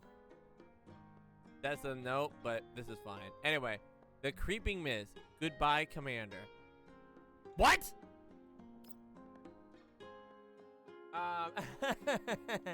What's with that chapter? Oh wait, no, we're saying goodbye to the. Right, we're gonna go save name. Okay, I thought it was like Gorza, but no, it's Steel. My bad. My bad. Okay, this is very heavy dialogue. The Elma advances. Advances to the standing Mailing at helm. Lampere is starting on changing scenery, starting to take her stamina. Mailing yawns and switches on the Elma's cruise control. 30 weeks ago as well. I'm getting a little bored. Girl, don't say that. Shh! Don't jinx it! Thank you. Mailing hurriedly covers her mouth and looks around. There are no enemies only in sight. Not even a collapsed particle clouds that fill the sky. The only thing visible is the sand carrying the howling wind, crashing against the animal's windows. Stay still. It's quiet. Too quiet. Leader, don't you think something's wrong? Rosa is standing at the animal's house, intensely watching the unchanging scenery. Normally speaking, dolls do not get bored, and for Garza, she easily deals with it by running simulation in NeuroCloud. Yet she is not doing so. Corlec is right. Things are too quiet. If anything else, this light activity is abnormal, considering they're heading towards 404's position. Maintain class alert. Got it. The animal leaves 2 parallel tracks on the desert. After driving through the expansive open terrain, they reach several sprawling sand dunes. Just then, Grosso realized something. Stop! Mailing suddenly breaks the animal to halt. The inertia of the sudden halt, all manner items flying to the ground. The object falling. Leader, what happened? There might be an ambush up ahead. Mailing, turn our sensors to maximum power and begin scanning the surrounding heat sources. Roger. Mailing does according to commands and senses output. However, before the IR can manage to display, IF appears in the sand dunes. You! Adjusted, we are right location of the radar at contact. Is that the ammo? Heh, the broken toe is right. He really is here. So this MV is the one that just now. Let's blow sky high. Easy, Kenny. This MV owner is a tough nut to crack. Let everyone ready for combat. We're ready to face the upcoming battle on top condition. Roger. The IV opens his head and pokes out. Lentil takes off her helmet and lands at the IV roof. Alright, units. Lock on the target and surround it. 12 is racing towards the almost position. Round 4 and 6 circle around the dunes, flank them and cut their escape. Round 7 flanking team advance. Alright, units, raise your tow missiles. Engage on flanking and rated MPV into your kill zone. Oh no. Yes, ma'am! The IV is clearing towards that same position. After giving the troopers the time to rise the distance. Even if you have a few elite dolls, I doubt you'll be able to hold out the whole wolf pack attacking delivery such heavy firepower, right? The animal responds quickly and rapidly selects the ideal route for disengagement.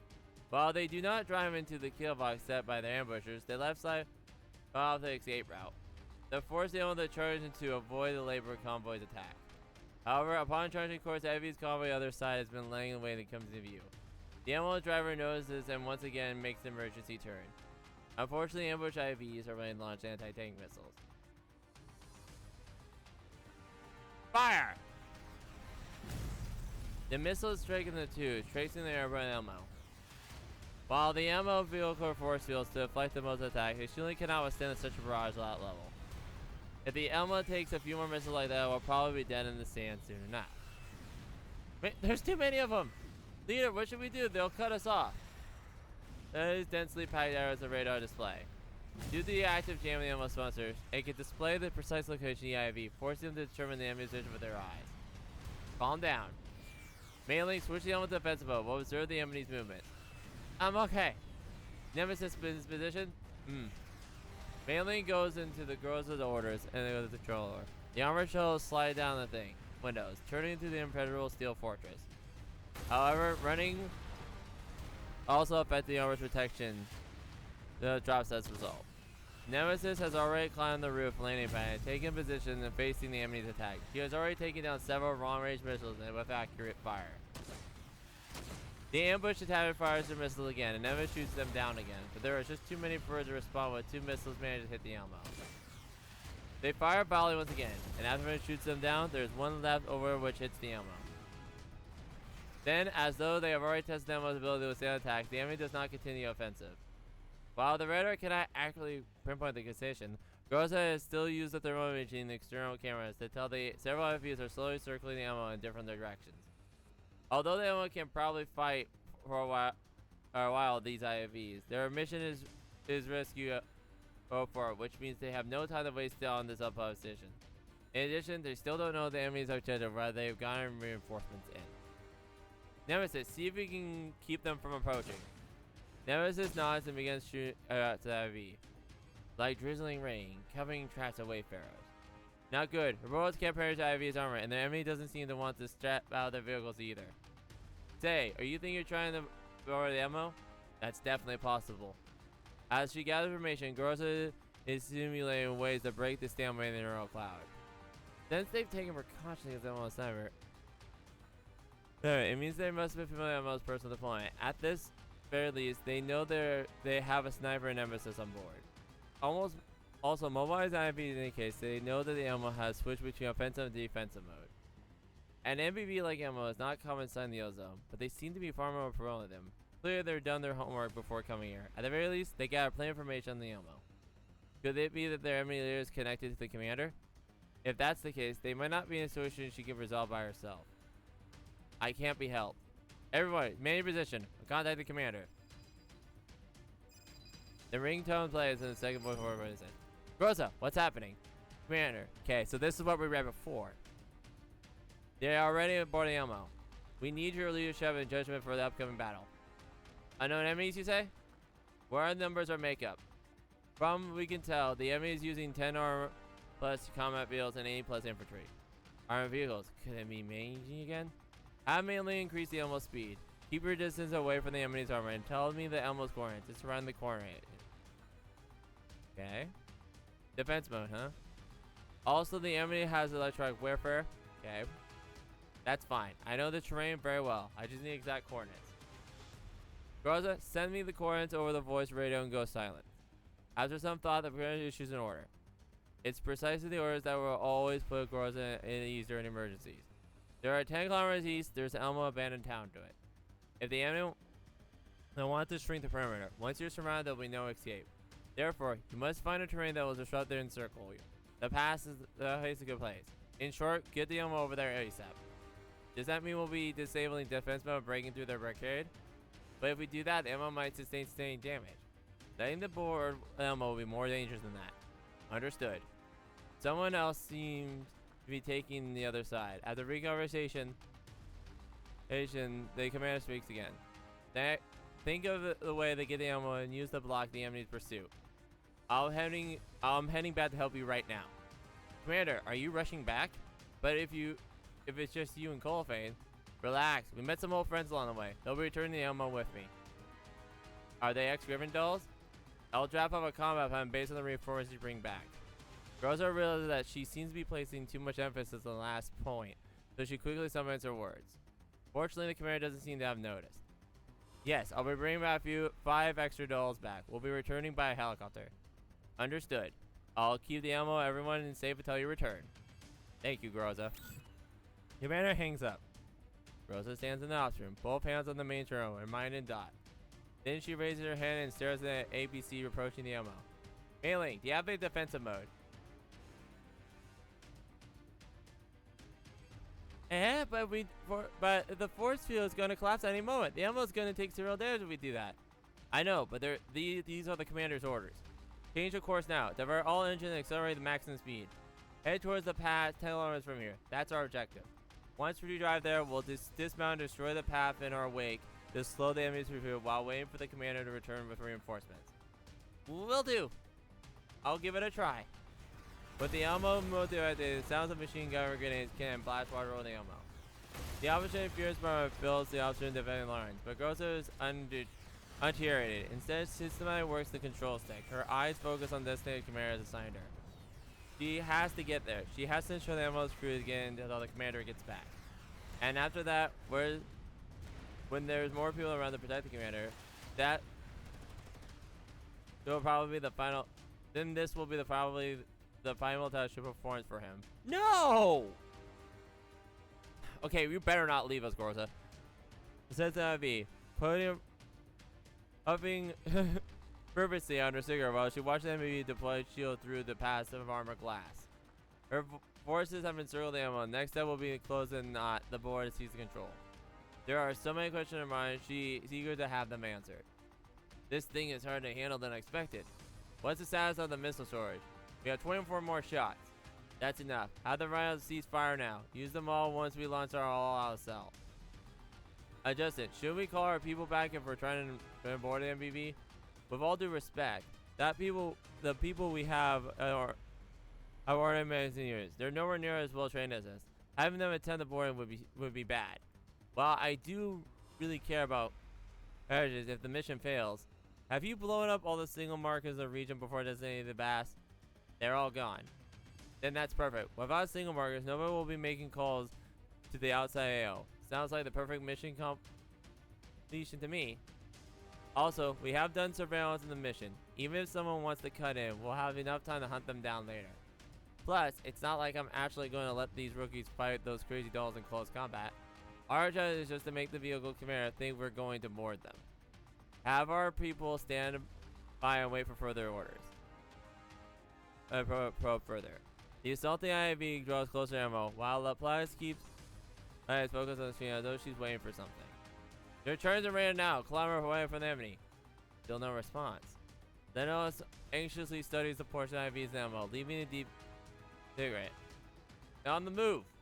The MPV seems to be realized they can't just keep taking and pounding like this. At the moment later, the ammo drive system reveals themselves as advanced model armor plate and retracting storage. Although the mode switched to less than a minute, it's enough to launch various attacks. At last. Kenny, I have the right to launch all radios now. Explosive round enemies executed. At the MB dulls and intercepted projectile, the saturated missile strike overruns the BV shielding and scares the direct cannon superstructure. The on-arm parts of the deck are instantly pothole, and the high structural components are beginning to crack. By the time this clears, MB has barely managed to use its mode change. The MVV beam before the hero was dragged and mark. The MPV before the managing security force was dragged to the pockmarked shell along the turns I expected, rushing towards the opening in PMC couldn't seal them all in time. Very decisive. There's nobody else who would make that choice. Rhino 4, have your forces concentrate fire on the MP's RV carriage. Several cannons roar the blast and was running gears. It shall not do the same. The sustained barrage tremendous damage to the hulking BV. However, the ammo seems to intend on breaking out of the encirclement and ignores the attack IV surrounding it, grabbing into the face of the shells raining down and towards the unknown destination. Behind it, the security forces are in hot pursuit. The subtle hits on the running gears, the autocannons, cause its low-bearing wheels to fall under its mountings.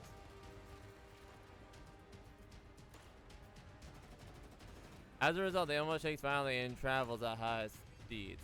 However, the driver technique means the MBV stabilizes itself and is limited out of the blockade. Yes, carefully thought out and determined. Lentil studies the direction where the ammo is headed and travel a map of the region.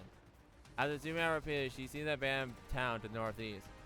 The enemy broken out of the circlement. They're picking up speed and the Ives can't catch up with them. That's fine. You think they can escape now that we know where they're headed? Where are they going anyway? Here. Van points the screen. Right, gets his shoulder. This is the only place they'll let them escape our circlement. I want to praise them for finding out way soon. What? Isn't that the coordinates of the Omen and unit icon on it? Have our ambush force prepare route. Our guests are coming. Zendo puts out her cigarette and takes out a cannon hand station again. The orders are prepared to move out. He can't even withstand an assault like this. All he can do is flee miserably under the absolute superiority of his enemy firepower, unable to protect things he wants to defend. This is the price of abandoning everything and leaving the game. It's truly unsightly. As better, she made the right choice to back then. The thought runs through Leno's head as she watches the sand dunes vanish and the distance behind her. Everything is going as she planned. Now that she has set up an ambush or shown in favor, how long will that man be able to continue struggling? Oh, you girl. You think you have it all figured out. Leader, we're almost at the pass. I love these animations, by the way. Everyone, get ready for battle. Mailing, how's the ammo? This structure is badly damaged, and the engine severely overheated for all the high speed just now. On top of that, our top speed is only 15 miles an hour.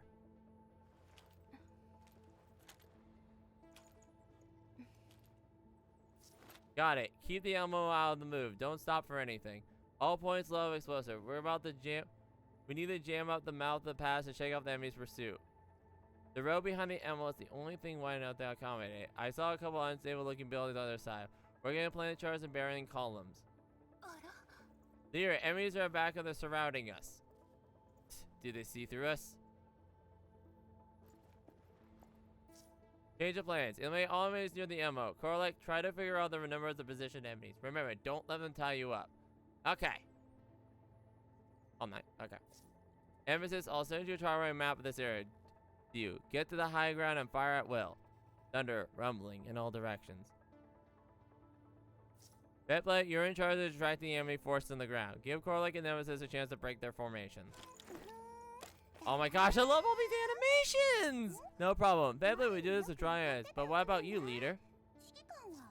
I'll plan the charge and keep the enemy from catching up. Mailing, tell the commander the enemy is caught up to us and are beware enemy attack on the way back. But I haven't been able to get through just now. Keep trying to count that area until you get through. Okay, I'll keep the hails. Right, that's our plan then. Everyone, let's go. Okay, I know this says goodbye, Commander, but this better not be actual goodbye. No, no, no. Oh, that's cute. Okay. Ally turn. Girls, just eliminate them. Okay. Nope, you're done. Okay. Commander, hurry up and get back here. By the way, this girl seems to think that she... Nothing. Alright, and then... Nope, bye-bye. Okay. And one more. Say goodbye. And... What, really? Okay. Why are you not letting... Okay. Thank you, I was gonna say. That's like the last unit. They really... Leader, it doesn't look like they're trying to close the gap. Yes, it seems they figure out what we're trying to do. Their aim is just to buy time, so they're keeping the distance and exchanging fire with us. Keeping us from building which we could use to block the path. To think we've had launched an attack even though we had got our side like ambush. Hey, we worked pretty well to get back together. What a team again? You need Betblade to shine brighter? Yes, please, draw their attention. I'll try to approach the building again. Nemesis, please cover us. Pointing the moment enlightenment that this is the confusion. Nemesis, she says she's low on ammo. Alright then, our success of failure rests on this gambit. Let's go.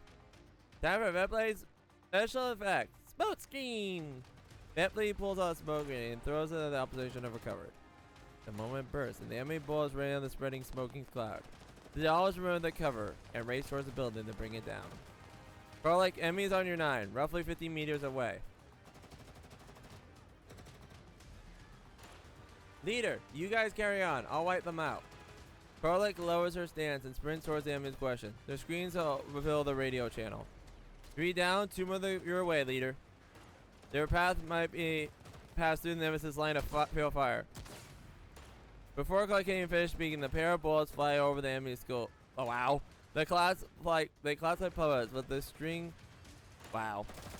Before Garlic can sprout a one-liner, a hail of bullets fly in a hail in another direction. She quickly ducks behind cover, coming in position of her attackers. This time the enemy doesn't seem willing to let her go. They hammer her position towards the lead, keeping Corlick completely pinned down. Quick bowling, Corlick! Betblade, go help her. Betblade proceeds to double back and support Corlick. She throws her grenade at her might, and the enemy throws back more grenades in response. Rosa feels the heat of the shockwave. The multiple detonations are back. While she continues running forward, there's a hint of anxiety in her voice when she keeps her communicator. Corlick, Betblade, are you alright? I'm okay, just got hit by a few bullets. For some reason, I get the feeling I should bring ranged weapon along next time. Following sands of running water recede. They go. The further reaches the sunset. Oh, fine, you win. Okay, fine, you win. Now fire on the rest of your rounds and cover us. Betblade, think this show went too well, but Mr. Pizza will give me strength. Mr. What? The sound of heavy gunfire comes up the transmission once again. This time they're getting closer to the dolls. Groza can closely tell these armored troops are worlds apart from the enemies she previously encountered. Their shooting techniques and tactics make them veteran fighters, and they clearly understand their terrain. Although the response is slower than dolls, they can still attack dolls from multiple angles while hugging cover, negating advantage's accuracy the spread and dolls enjoy. The animal dolls are having a hard fight, and it's not on their side this time. Girls are glad to the explosive on their back. So far, they haven't managed a single arts IV per stinging them, and I'll give them a chance to catch their breath. If they can't block a single access to the pass, then it's only a matter of time before the enemy forces catches up and wipe them out. Garza squeezes her weapon forward grip and thinks about what has to be done that should come to pass. We fell for it. They weren't trying to lay us, they're just planning to directly destroy us. They're smarter than we expected, using their advantage in numbers to firepower to overwhelm us. Still, they aren't dolls. Okay, really?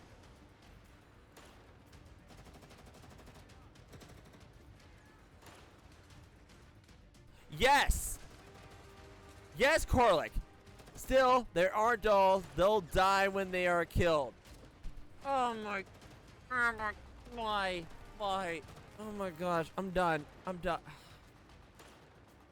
People die when they are killed. Alright, we've taken out so many of them. Doesn't their commander give a darn about their men?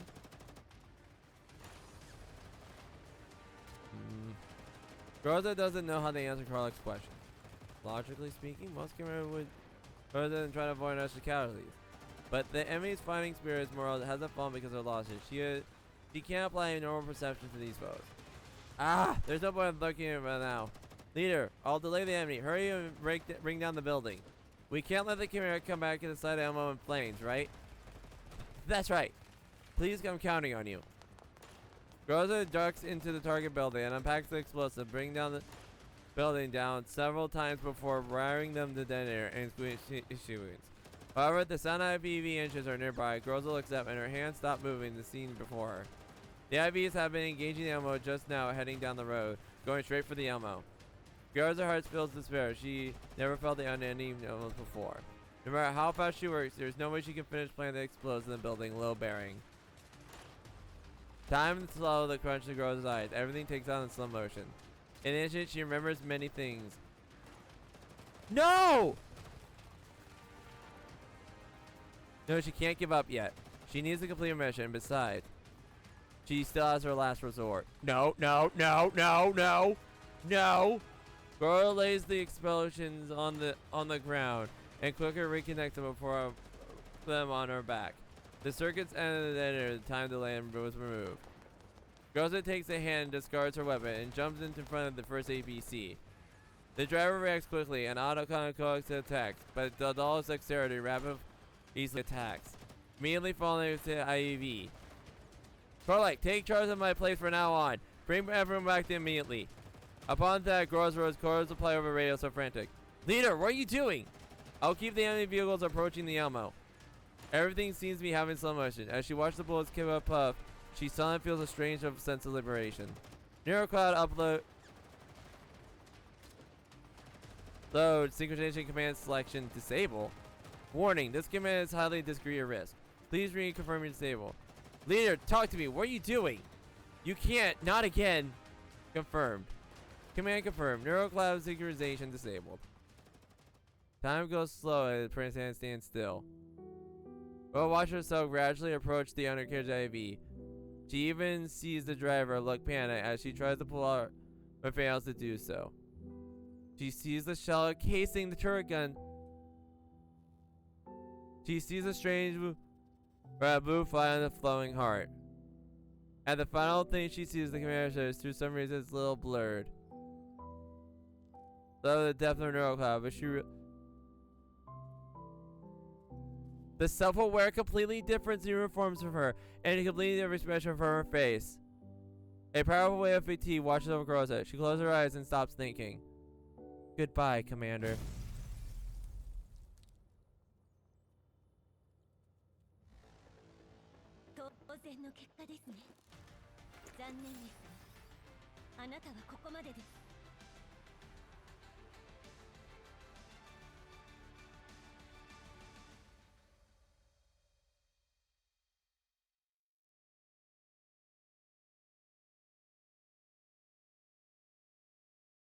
Nope. Okay.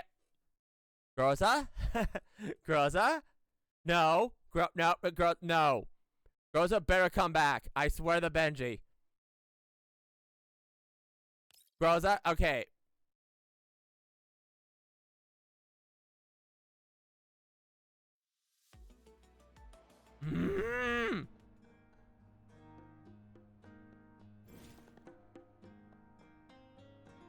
Number 7. I missed the scene fly back. No. I swear. Okay.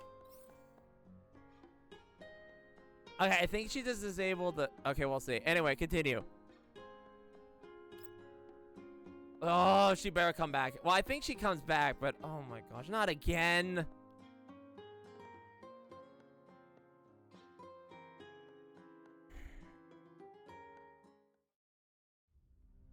As the helicopter races the jet black sky, it slowly descends on a emerging cloud and prevents us noticing it. I help but worry as I look at the reflection in the window in front of me.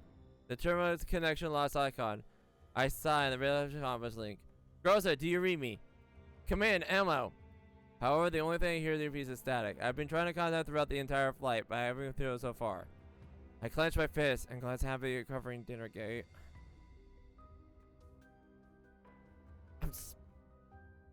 I swear to Benji, Groza better not be dead permanently. Or, oh, Commander. Ooh. Yeah, nah. Didn't you say you maintain the comms of the Elmo no matter distance? That would require a local signal market to be intact. So the nearby signal generators have been destroyed. Seeing the scale on the inventory Groza mentioned, there's definitely a possibility. It also means the opposition are prepared for ambush as well. While they're going up against the Elmo, I can't understand the reaction speed of the security troopers. Look out the window and our group below. I passed and told the Helmet head towards right below us. I head towards the cockpit where Sharky and Centaureissi are sitting in the pilot's go seat. Sharky, descend 200 meters to maintain altitude. Okay. Have the helicopter rocket pods reloaded? Topped and ready. Good. Sentry, we're flying above pass. Try to use the vehicle's radio to establish short-range communication. Commander, the enemy might discover us if you use the radio. It's alright. They won't be able to respond.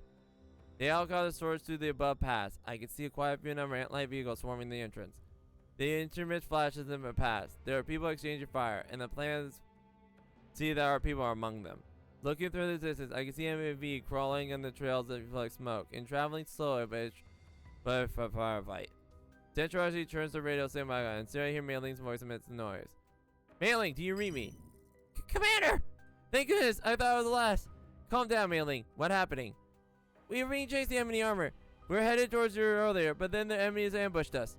Leader Groza and the dolls took to intercept them, and she said she would blow up the road on the side. So they went through it, huh? Can you contact Groza? No, I can't. Leader and the others haven't been responding just now. Do you think they're in danger? I'll go back. I'll go back them up. You keep driving the ammo and don't suffer anything. Got it? I got it, Commander. Please bring back Groza and the others. Leave it to me. I put up the return the passenger cabinet. I look at the dolls holding their weapons and ammo, and they hand out assignments. Dang it. Girls, you'll be forming a squad to resist and relieve Groza's team. You already know who Groza is. The other 3 members of the team are dolls of bunny ears, purple cape, and the doll of oh! You should be able to recognize them at a glance. Don't get stuck with the enemy. Find them and bring them back to the chopper ASAP. Understood. We'll take care of it, Commander. Time to show the power of the elite doll, Commander. Café, you're in charge of protecting Melina. Do not leave her side for a moment. Yep. Are you alright with that, Melina? I'm okay. Alright, prepare to move out. I head back to the cockpit and introduce Sharky to the overfly of the firefight. Once we're above it, I point out the largely intact building immediately picks up and I want to send. Let's go. Centaureissi and Diana open the thing. The dolls stand up on the thing and Colfine shields mainly from the howling winds of her body. The helicopter nears the thing. The dolls jump out and roughly 10 meters above the roof. Time for the Griffin airdrop. Watch this, big sis. Magnificent mid-air touching down. Diana and the others beside her, glancing at their sister approaching her. Be careful, I'm in the combat zone now. But I want, it feels just like old times. This is what you used to do? No wonder you're always so restless. Why, you jelly? Ladies in Monsoon, let's head out. Pardon us, Miss Enchi. Let's go. The dolls dart into the building helicopter and points and towards the mouth of pass. Looks like it's about time. From the co-pilot seat, I see multi-IVs working their way through the town. They're driving a single ammo, the perfect opportunity for us. Sharky, target the road and blow those AVs to scrap. They'll do. The helicopter adjusts the position and hovers. The IFVs The helicopter adjusts the position and hovers. The plunge in there and it is. The rockets scream out of their pods of rapid succession, and the opposition erupts along the road, turning the IFVs into burning wrecks.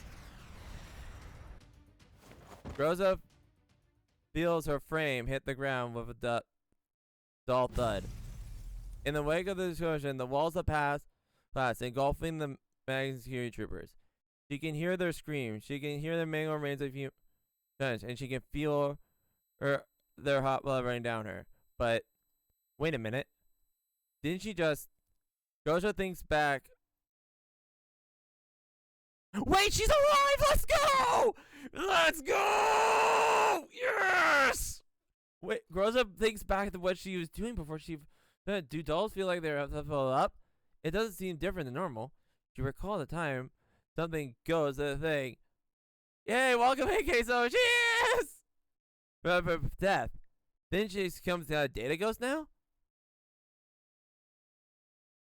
No, you're not a data ghost. You're not a data ghost. I don't think you are. Please tell me you're not. In their recollection, she was preparing to press the button, but then the IFE before her suddenly exploded. The massive shockwave sent her flying. It didn't explode! She Rosa looks down at her hand. The detonator is still there, but she did not press it. Then, what was the explosion just now? Before she thinks, she sounded more gunfire explosions inside of the rubble. Yeah, she's alive! Look like the opportunity ends up. They're trying to meet a path. She troops outside, they continue to fight. Once again, there's another death explosion. Rocks and debris flying everywhere past the signs of clearing. Another one and... The rubble blocking the path blown away. She can hear magnetic troops approaching so close that she can see the gray helmets through the breach. Is this the end? No, not yet. Bullets slowly fly past her, accompanied by main G troops. Shocked by Groza, looks back and sees the dolls rushing out of the smoke on her side. Yeah! You ain't getting out that easily, wife. Hey, what's up? That cursey. Miss Garza, are you alright?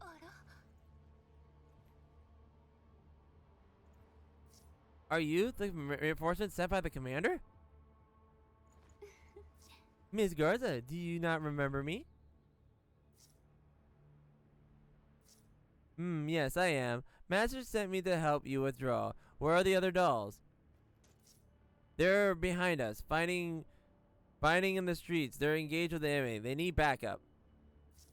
Understood, Miss Diane. Please take Monsoon Squad and reinforce the dolls. I'll help evacuate Miss Garza. Understood. We'll leave things on your side too.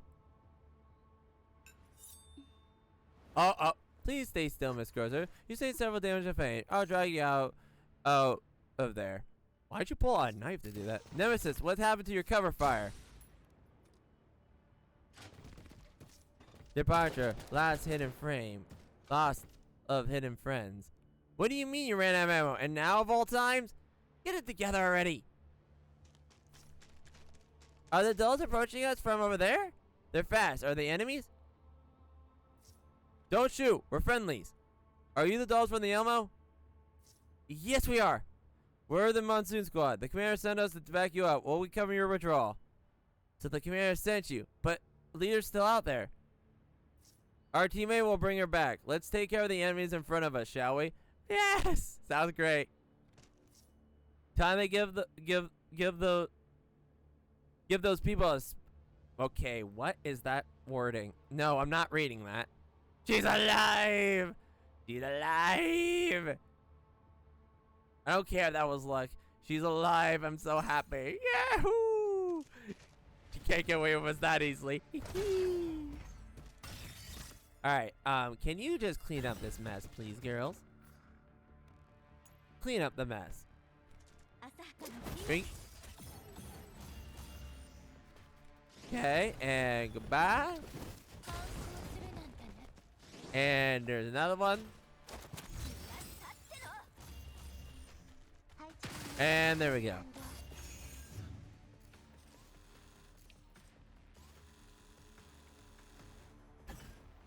Come on. And one more. And done.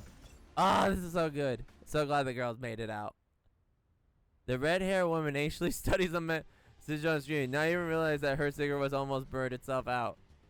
Half of the heavy sent to town has been destroyed. The other half have been wedged out by fallen rocks and rebels. Meanwhile, their carriers, the ceaseless stream of casualty reports from our own forces. Just now, the dolls that jumped out of the helicopter completely eliminated any chance she had of wiping those encircled dolls. The helicopter has shown off the incredible timing and completely destroyed their entire deployment in an instant. Could it be that the fleeing MPV had only been a decoy? Was she the only being ambushed all along? The confidence she had started was crumbling in an instant. And Lieutenant can't help but wonder if a larger trap was waiting for her behind all this. Any other person would have possibly not been able to do it, but she can't even begin to imagine what kind of strategy that man who came from Frankfurt can employ. The underestimation of him has already cost her dearly, and right now she knows their only choice is no choice at all. Got all squads, have them withdraw, load up all the dead and wounded where possible, and return to our point. But adjust it, we can still fight. We still have those dolls surrounded. And what if they have more dolls lying in wait for us? But we still have a perimeter lockdown mission ahead of us. We can't lose any more men. Bring everyone back now. Yes, ma'am. Hey, you better get back. You almost killed the wife. Darn it! Kenny angrily punches his seat before leaving the IFE. He doesn't look back. It's only now that Elena notices the burning pain on her fingertips. She clicks her tongue and drops the cigarette thing. Its lingering heat scorches back the edge of the intelligence report. Lying in the vehicle, Lieutenant picks up and preparing to throw the pages that made her lose on the vehicle.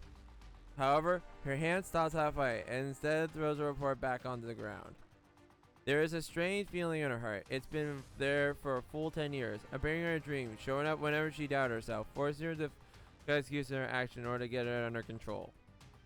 As it is, she can no longer hold it back. The feeling of utterly denies all choices she had made, and the emotions completely crushes her soul into the dirt.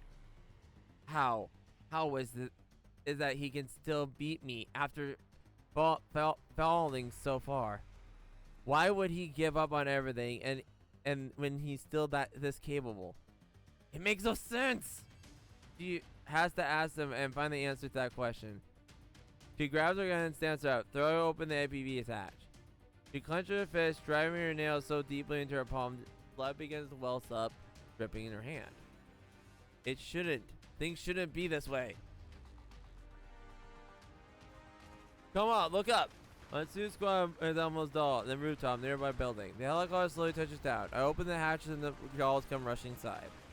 They and the others bring Korlek and Vip like the nemesis with the helicopter. When Ace passenger compartment feels completely cramped. Donald and gentlemen respectively take a position. And the edge of the cabin, gun raises the surrounding. Commander, where'd you get all these people? They're old friends. Where's Groza? Miss Sentry said she was helping evacuate Groza. I look down, but there's no sign of them. I pick up the head, then hail Grozy. Center, where are you two? Master, Miss Groza is badly hurt. The enemy caught up with us, and we're trying to hold them back. Find a way to indicate your location. Got it. I hear the magazine change of the order of mission.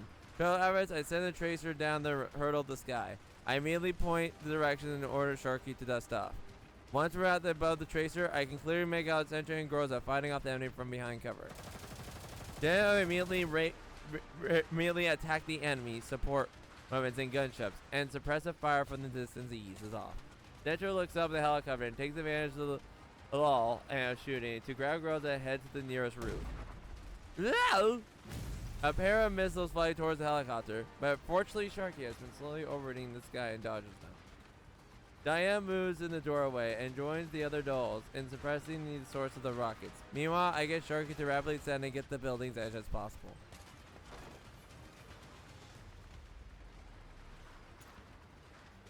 That's so cool!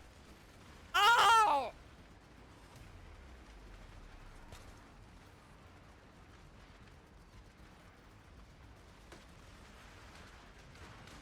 That is so cool! Just as the helicopter levels out, Centaureissi appears carrying Groza. She wields her. She widens her step and picks up a jumping off the Gorza. The two of them slam the helicopter like a cannonball.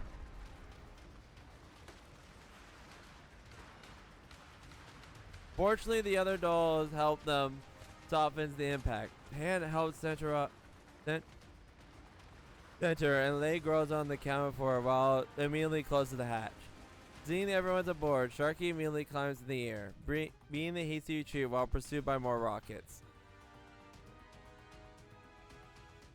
The other flies toward the ammo. Fortunately, the roof landing isn't too badly damaged. Sharky lands at the top of the ammo. The doll dismount, waiting for further instructions. I look in the distance. The ammo is clear of that room tower, and the enemy shows no intention of continuing pursuit. I sigh in relief, then turn my attention back to the dolls. Groza's frame is riddled with shrapnel. Garlic and Emma are carefully unloading her from the helicopter. Groza, are you alright? I'm fine, I'm sorry. Almost failed to complete my mission. It was my fault for coming back late. Don't speak, you need repairs. Groza nods and closes her eyes. I hear the chime of the hangar elevator nearby, and Mei Ling rushes out the open doors. Commander! Leader, are you okay? Groza shakes her head, but does not respond. Mei Ling, you've done a great job. Now, I need you to do a little more. Got it, I'll start fixing Leader right away. Mei Ling urging them on. Karlek and Nemesis help Groza to the repair bay. Will Leader really be alright? I hope it's just surface damage. We'll wait for Mei Ling to finish running diagnostics. Speaking of diagnostics, why don't you give Mei Ling a checkup? After that, we can get to the room and rest in. Alright, come with me, Mei Ling. Mei Ling glances at me, then Mei Ling follows her down the stairs. I have Epley give the other dolls a tour of the ammo, which also includes performing damage assessments in stricken areas. I head back to the ops room. Thanks to the recent attacks, it's a total mess. Glass panels have been broken and fragments are everywhere. I can't help but sigh as I think about how the ammo had just been repaired not long ago, only to be reduced to this state once again. I sit back in my chair. Who would have thought that so many things would have happened just in the course of one day? They hit the silent gate, flies over my head once again. Daylight smoke voice comes in my ear. What an exciting day this was, Commander. Does this remind you of your Griffin days? I can't help be reminded of them. I reach out and grab the gate from above my head, but it evades my grasp. The gate flies over to retract the scene again. She is yawning and stretching lazily. So, were the day's events a coincidence that were the day's events as coincidences that you arranged to? How could this be? The only coincidence I arranged was to meet Musin and the cafe, but then you ended up rewriting the script in your own way. I had nothing to do with the encounter at the underground lab, the fight in the managing exterior, or the girl. Oh, really? Anyway, about the day you found an underground lab, have you learned anything yet? I found a piece of information before I left the range of the single marker network. As it turns out, there has been a string of missing persons and cultist activity cases found police in various major districts nearby satellite cities. So far, I've read through 800 plus reports and 3,000 pictures of 46 fields and then 1,000 people. Right now, I'm trying to analyze similarities of sort, if I can find any clues. However, the reports are highly disorganized, and there are signs of systematic internal tampering in addition to confusing information. What? So, give me a little bit more time, okay? It's only been half a day. Even I can't try this all this once. The rest of all have to wait until my connection to the single marker network is restored. However, However, there are some similarities between the experience you found in a hide in 404's investigating. Perhaps they might be able to give you a lead to follow. I trust you haven't forgotten about them yet? How could I ever? Lenny assigned you to go pick them up, right? Groza and the others were attacked by the road of them. They were probably at the same people, the ones who attacked 404. That's my guess too. According to the PMC registration database, Managed Security is supposed to be a small independent company with less than 100 employees. Looks like they must have messed up really badly if they managed to overlook the company with this level of equipment and firepower. We'll talk to Callan about this afterwards. However, we've been cut off since just now. We can't contact anyone, be that for or Lana. The enemy is smart. They knew destroying the single markers. However, I doubt they'll pose a problem for 304. You mean? I mean something like this. Danley points at the ops room main terminal. Suddenly a buzzer room request. I glance at Danley and then I warily put it over. Hey, looks like I finally got through. Man, it's just hard fixing single markers that are with hardwire this old. Man, Buki would have defeated me if I didn't fix it. Ugh, just thinking about it scares me. For a moment, I'm not sure how to answer. That's a look of doubt on my face that I have listened to. There's a look of doubt on my face as I listen to the voice on the line. No response? Hello? Can you hear me? I'm connected, right? You haven't forgotten about who I am, have you, Commander? There is a brief burst of noise. The video window dissolves and the static clears up. There's a man with like back to the camera. He seems to be banging on something. There's a burst of sparks. Then the man throws his wrench and slowly turns around. Who are you? As he does, the man's face is revealed. The cold light overflows for lamps of lamps. Wait a minute. Is that you, Dyer? Who's Dyer? Oh my gosh. I'm Dyer to know what's going on here. Who is that? Who are they? Who is everybody? Okay. I guess we'll find out. Out in a second here. But I guess we'll find out with the next one. With number 8. This, not chapter section. This event. Oh my gosh. Holy Benji. Let's continue.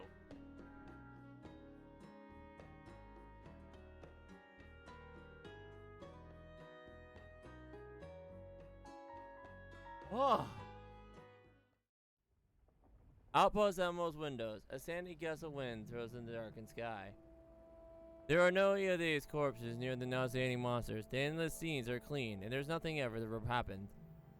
The helicopter slowly lands on the Elmo. The dolls open the hatch and jump down the chopper, while Dyer follows behind them with the touches down the Elmo. After receiving Dyer's distress signals, Centaureissi took Diane, the other, to beacon where Dyer was. As per previous comms, I learned that he had come to since after 404 got missing. By the time he arrived at the location, he found the single markers of the region had been stored by Maggie Security, and it seized control of Azrain Loud. In the end, he became trapped there. Fortunately, Lana had given him an Elmo comm code, so he managed to contact us after fixing a single marker. We didn't encounter any enemies of single markers. They all returned the Elmo after taking Dyer aboard. The dolls returned to Para West, while Dyer came to the ops room. I gave him a quick once-over and can't help but feel unfamiliar with his look. What's wrong, Commander? Why are you looking at me like that? Well, it's been a long time since I last saw you. I didn't expect you to grow up like this. Well, I am human after all. Our looks are different from dolls. We grow up fast. Yes, of course I know that. That said, I was more interested in you still helping the squad of 404. There were times when I myself, why am I even putting myself through all this stuff? But hey, for a penny, in for a penny, in for a pound, am I right? And besides, I heard that the Elmo would be helping them out. I always wanted to take a look around the Elmo. Is this thing really that interesting? Of course it is. After all, it's a cutting-edge IOPO product. The final glory of the NCU's heavy industry. And one of, oh my gosh. No! Oh, here we go. Yeah, that sounds pretty awesome. Honestly, you don't know how valuable things is, do you, Commander? All I know is that kind of is is the workshop that pays the bills. Normal, getting. All I know is this thing is a workshop that bills. I have no trouble getting through enough water to drink as it is. Hey, you get what you pay for. Would you mind if I upgrade the comm system over here? Be my guest.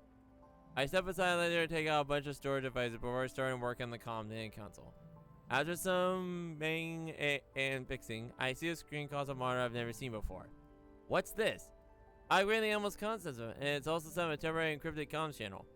I'm sure there will be cases in the past where your transmissions were leaked in the outside world, right? Why do you ask?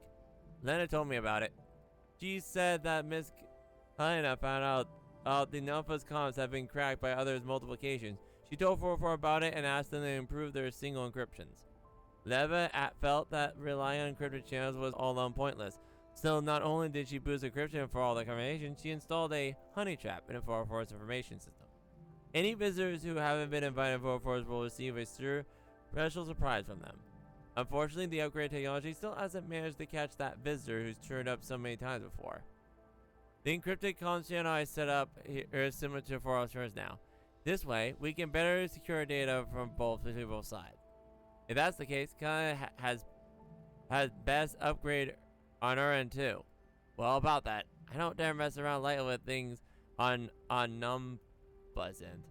Although I think their biggest hole in security is. So you think Numpa is problematic? Like it would be strange if the government's organization of that didn't have any loopholes, right? I fell silent while I didn't respond to his words. In principle, I trust Kana unconditionally, but she's part of Numpa. I can't make up my mind about them right away. Who is? Okay, I don't even know who that is. After some thought, I decided to change the subject. Oh yes, you were saying that Lena asked you to come over? Yep. Earlier, Luckily mentioned that there was some trouble getting the Sacred signal, so Lena sent me over to help troubleshoot things here. At first, I thought it was just a standard mission, so I took a family helicopter over and paid transportation tools myself. Now I think about it, Kuliku was really too stingy. So you entered the yellow zone all by yourself? Well, the danger level of the place wasn't high, and my truck hasn't good specs, so the bandits are trouble catching up. I thought I could just find a signals marker, drop off the enhanced base station, be done with it. But it turns out every single I encountered along the way was completely destroyed. The only ones who were internals I could even begin to repair was the last one. After that, I found a way out of the completely controlled forces. I feared they'd shoot me full of holes if I even tried to go back. Luckily, I met you, Commander. Otherwise, I'd be totally screwed. Saying so, he figures the console interferes and he scans for a new transmission sync. Are we gonna meet 404 now? The moment we scan finishes, a shiny immediately presents on the screen. What's this?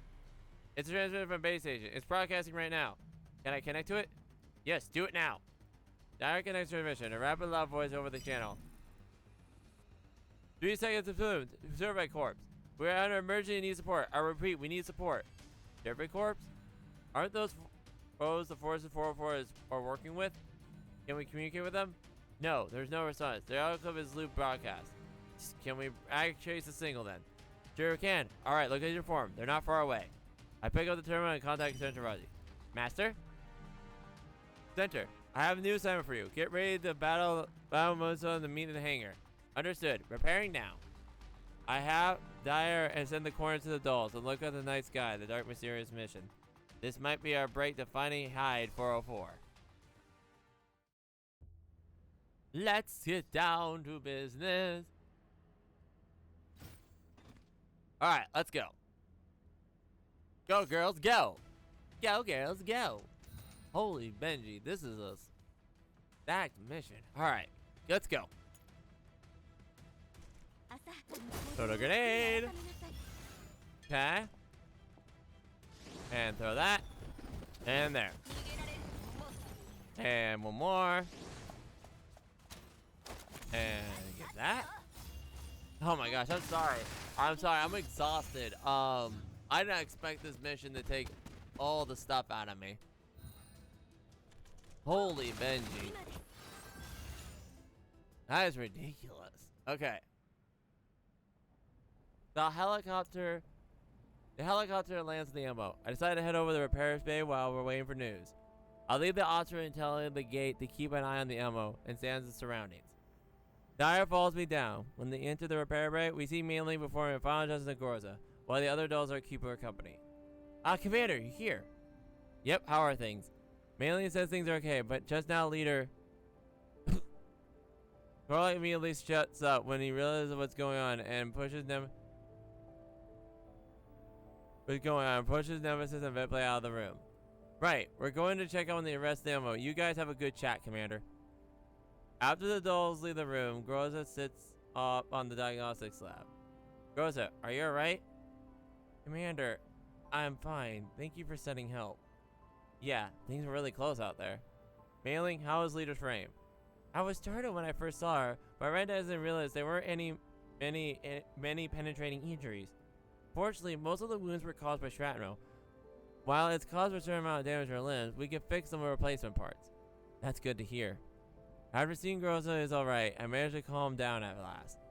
I step aside and make room for Dyer, then introduce him to Groza and Mailing. This is Mailing. She's the Elmo's chief engineer. Groza, this is the leader of Elmo's squad doll type. Dyer nods to them. Mailing returns a nod and slightly timid. And Dyer, I guess you can call him 404's. Just call me 404's technician. I do everything I can help you out during the upcoming operation. Nice meeting you. Oh, alright. Groza nods to Dyer. For some reason, Groza seems to be acting strangely. Suddenly, Dyer's eyes light up, and excited rushes over to the slab behind Groza. Puzzled, I follow the movements in his eyes. He practically skips over where Tons is laying. Tons' frame has been badly damaged. Just about all her exposed skin has been destroyed, and her body is so badly deformed. You have a third generation doll? You know this third generation doll? Of course I do. This is the latest tech developed by friends. Even more collaborative companies who are working need to wait in line 6 months just to take a look at the relevant files. I can't believe it. You've gotten so rich and powerful not only seeing you so long, Commander. Oh, I just picked her up by accident. By accident? A third generation doll costs as much as a skyscraper. And that's just the financial cost alone. This is the sort of problem you could solve with money. Well, it's a long story. Well, we fought her during the previous mission, and she suddenly showed up with the ammo. We dragged her aboard after we smacked her around for a bit.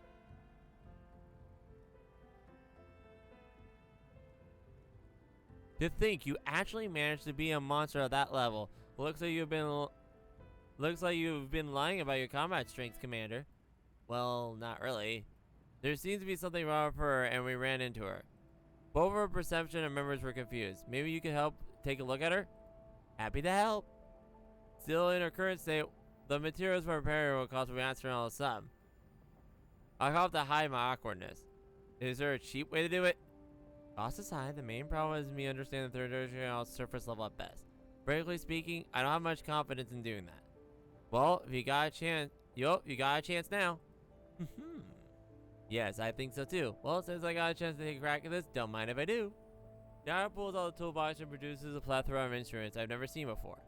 After plunging all manner of the cable into the tunnel's access port, Dyer instruments begin to make noises. It's a mess here. Junk code and back sectors everywhere. Her brain was pretty much mush when we met her. Upon seeing what we discussed tons, Mailing helps grows off the slab and walks over to me. While you weren't around, Leader, Leader tried hacking the Eurocon and getting information. Why did you take that risk? Her firewalls were down, so I judged that hacking her into her would pose any risk. I see. So did you make any progress? Her Eurocon was a mess when I hacked in. My guess is that it was severely damaged by a fusion experiment. I tried to contact her level 3 player and learned something. Apparently, someone ran into the experiment and deliberately destroyed her.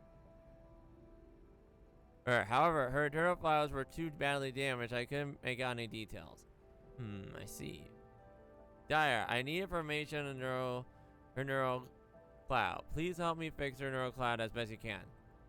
Why don't you ask the don't ask me for the moon while you're at it. Dyer takes out another electronic device and hooks it to several small heads. After a while, the connection shows out sparks, even setting the device on fire. Just a short circuit. How is it? It's like Leader Gorza said. Someone wrecked the third generation's neurocloud, almost to the point of complete destruction. Whoever did it targeted all the vital irrecoverable parts of the neurocloud. See, although her frame structure is largely intact, it's almost unculpable. It's a kind of like a neurosurgeon went to several linkage to the human brain. There aren't merely destroyed nodes, but the neurocloud module is pretty much a write-off. Also, it seems her body. Dire knows her body studies the almost destroyed portions of her layer. Is something wrong? No. Still, why would anyone make a doll frame out of this? Pretty imaginative, I must say. Is there any material you haven't seen before? Well, it's not like I haven't seen it before. Just I never thought anyone would make a frame out of it. Get to the point. What is it? Dad thinks for a moment, then reaches in his toolbox and takes out something that looks like a microscope. He looks at the place inside his body and sets up and calls me over. Here, Commander, take a look. What is this? It looks like some biology, or rather some kind of cells. Looks like someone was trying to fuse doll frame with materials with some kind of cell. That's a little surprising. That cells don't look very active. Looks like the fusion didn't work. I think about what Dyer was saying, and then I suddenly sense someone staring at me. When I turn around, I suddenly the doorway. The bitter-batter footsteps, then Colfie appears in the doorway while grabbing the arm a little fair. Mailing, what are you doing here? There's something here. Mailing? Upon hearing my words, Mailing reflexively backs away. So you're the adopted daughter as well. So, you adopted a daughter as well? Oh my gosh. Look, it's a real... Look, it's a really long story. Hello? Mel backs away from me even further. Do I really look that scary? Dolphin, why are you results of her checkup? Man, files are stable. Too stable, in fact. Mel ignores the exchange between Kobe and me. She raises her hand and points at the doll behind me before addressing me directly. I want to see that doll. That doll? I point to Tans. You mean her? Mel nods. Sure, I guess. Mel approaches it. Suddenly a chill runs down my side and my hand reflexively reaches at the gun on my wrist. Upon realizing what I'm doing, I quickly turn aside so she doesn't see me when I fold my arms across my chest. She walks up the Tans and looks her up and down. Finally, he sells a vision where we discovered a sign of cellular fusion. I knew it. Knew what? Have you seen her before? Yeah, have her? Not this one, but she looks like the ones I saw before. She's also has signs of this fusion. My own words make me stiffen up. Do you know what the signs of fusion are? There are Boo Gem extracts. They show signs of like these after fusion. Boo Gem cell structures? Hang on. Cell activity has suddenly increased. Deborah quickly checks Tan's condition. Gozo walks up in front of me and reflexively takes up the position, while Colfane pulls me, laying him away. Be careful, Commander. Logically speaking, the chance of her self-repairing like this would be vanishing low, but the carriousness of Boo Gem cells might actually end up coming to play here. Self-repair, huh? So the doll can self-repair. A third generation doll at that. Well, that's interesting. Looks like she's recovering faster than we expected. Oh, hi! This is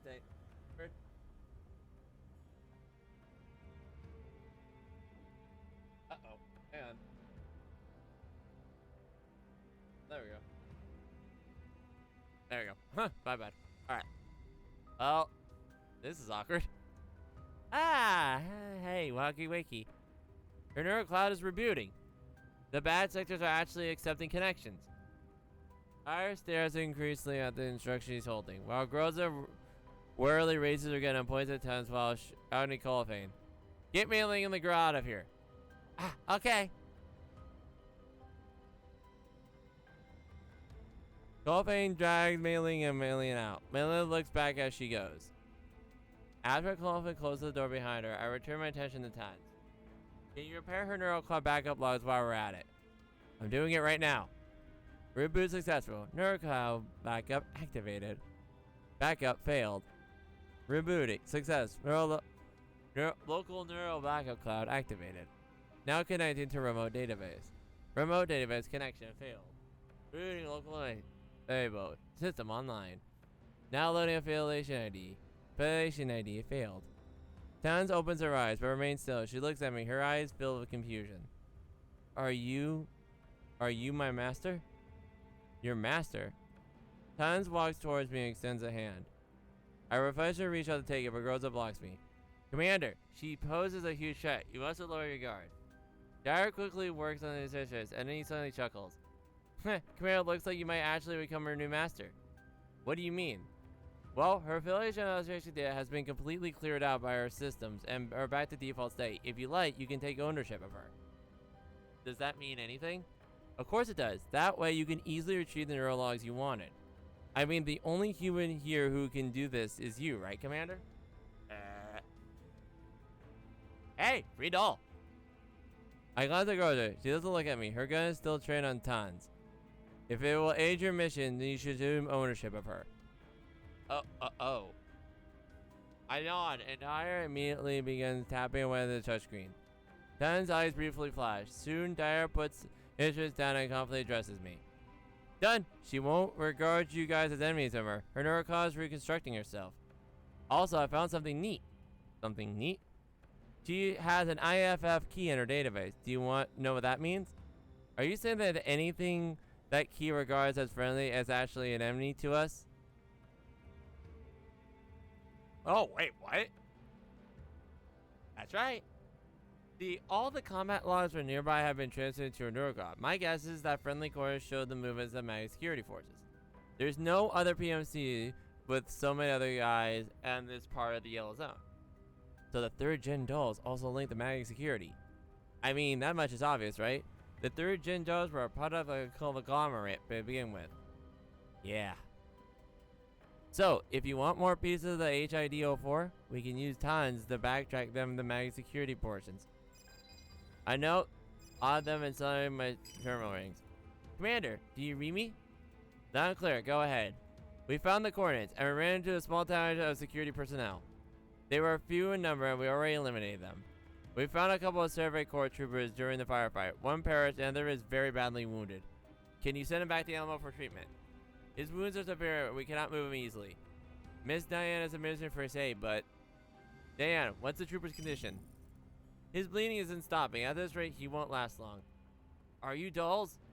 Let me speak to your commander. Master, patch him in. Will do. We're 3 hours to the corpse. We're evaluating hunters who are passing by and picked up your distress signal. Can you tell me what happened to you? Thank you. We're carrying out our mission. We encountered many of these and enemies from unknown faction. They destroyed all signal markers nearby. I knew it. While we're setting up a single base destination, we are trapped on interstate magnet security. Our mission hasn't ended up here. It's for the sake of our brothers. Please stay still. You're in critical condition. Right now, I'm giving you dolls in the name of 7th Survey Corps. Please head to our position to provide backup. Our main force is being surrounded. If you help, I'm sure the first sergeant will reward you well. Understood. We'll help you. Thank you. Hang in there. Don't give up. Remember, you promised. Commander, he's not breathing. Please bury him. Let him rest in peace. Also, bring their dog tags back to the Elmo. Alright. I ended the transmission inside heavily. I guess that thing would have turned out as this way, but I still can't feel sad about those soldiers. Dyer, you said HID 404 was coming to the Survey Corps, right? That's right. Cookie said so. So this base station they struggled to build should be nearby. Has Tons prepared to backtrace them? Groza, take out the remaining dolls. Use Tons as the guide to HI-4. Understood. We have to find them. We can't waste time with the soldiers to spend their lives to protect. Alright, and with that, we're on the last phase. Oh my gosh. This is amazing. I love every minute of it. But we're on the last phase. So let's go. I'm so glad Groza didn't kick the bucket. I would have been so sad. I would have cried. She was a pain. But let's see the final part. The final part, which is number 9. Here we go. Did we get a shirt? What the? Is that an actual shirt? Okay, anyway. Alright, let's go. Here we go. The final chapter. Woo! We hurry back to the ops room. Dyer heads to the comms hub and begins connecting equipment. Can you find forward our location with the base instructions? I'm trying, but my guess is it's not too likely. The base station might be mile-spec hardware, but Micro Security already knows they exist. So in addition to sending people to destroy it, they'll increase their efforts at jamming the signal. The communication hub emits a single lost tone, violating their thinking. Didn't work like expected. Still, this might not be hope if we can use Tun's help. Hang on. Dyer crawls under the command terminal and begins installing some extra equipment. Meanwhile, I use the time to contact Center. Center, how are things now? We've buried the soldiers. The base seems to be running smoothly. Right. Spread out the established defense line. Now that Maddie knows they failed, they'll send more people over to counterattack. You must ensure the base station is secure. Understood, Master. We won't disappoint you. Dyer emerges from under the command terminal and taps several location touchscreen, whereupon the menus begin to change. Right. I copied over the frequency settings of military base stations. This way, the ammo can use it to relay nearby the manage security signals. Well done. Rosa, do you read me? Go ahead, Commander. Connect to Tons level 2 and see if you can find any treasure. Got it. Working now. Rosa ends the transmission. Soon, Tons IF key is transmitted to most systems. This military base is carry coverage. Now for the nearby signal tracers. Ugh! What's wrong? The good news is that the IF key is really effective. It's picking up traces every single position forces have been to. Bad news is it's picking up traces every single position forces have been to, so they'll be all over the map. I look at the signal analysis bin. Our surroundings are covered by red dots. Looks like they really were earning their paychecks. Let's take this from a different angle. Look for signal traces that belong to the highest ranked contacts along the areas. Dyer gets my meeting. He nods and immediately works on the tasks. Got it. There are 2 signal traces corresponding to higher level crew wavelengths. The first has been active half a month to a day ago, while the other suddenly disappeared a day ago. Looks like we found them. Can we pinpoint the signal location? One moment. Nope. Looks like they're using a different communication network than the rest of Maggie Security. We can't obtain their exact location with Ten's permission. However, if we use Ten's permission to contact the network to crack the firewall, we might be able to see their location.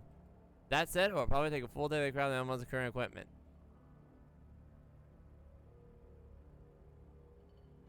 Well, we'll just start trying to crack it then. Dyer begins to work. Like he said, the progress bar monitor crawling along. I sink into the thought. Then I suddenly think of something and I look towards the gate. Say, Lang, isn't cracking your forte? Ah, you're terrible, Commander. You only want me for my crypto analysis. It's been enough to make me cry. I'm sorry. Can you help us out? Well, like what that boy said, the almost seriously does it for cracking. As for me, my processing power is limited to this tiny little gate. Have you forgotten all the signal markers are destroyed by connections outside of would be severed? Commander, look at this. Dyer explains. Look at the command terminal screen. The opposition signal light has suddenly phased. Dyer begins tapping the screen to tell him to. Wait, they voluntarily lowered their own security level? There's a chance now. They lowered it? Did they encounter 404? So they lowered the security levels that could be compatible with 404 security channels. That means we don't have much time to do this. Given our current speed, the progress bar visibly picks up speed, but the established completion time shows that will still take close to an hour to finish. Darn it, we're still too slow. The gate flies up the screen and my flashes. Then Dynamite Protector image that smugly speaks to me. Well, if they load security at this level, I may be able to do something about it. However, I can't handle a encrypted signal of this level alone. Tell me what you need to do. You know me so well, Commander. Can I borrow those cute little dolls of yours? You're going to do anything dangerous, are you? Relax, I'll return them all base once I'm done. I'll set myself on the relay, so even if the offensive rush activates, I'll be the one to take on the meltdown. Well, have I allayed your concerns? I eye the gate, obviously, and contact Gorza. Soon processing power reached the command center. The gate reaches the command terminal and begins to work. Looks like we're offensive arrows after. Well, time for to show what I can do. Here we go! Everyone, I need you to focus forces on the weakest part of the enemy protocols. I'll assist you from the outside to keep you from being contaminated by the enemy data.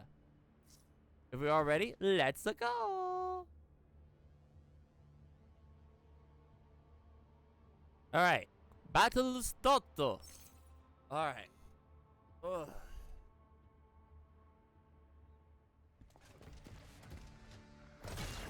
Huh. Alright. Alaton. Alright. Grenade throw. Perfect. And get that out of the way. Which, thank goodness my girls can clear this real quick. And one more. Alright. And oh, look at the little hound. No, I don't want to be a dog.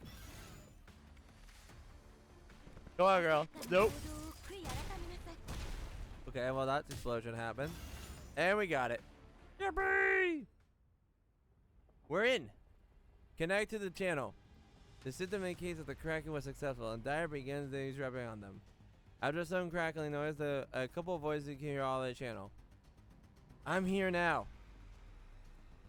Belka, destroy the amplifier. 404. Cut all comms now. That's Kuka's voice. So they've encountered each other already. What should we do? Should we contact 404? No, can't do.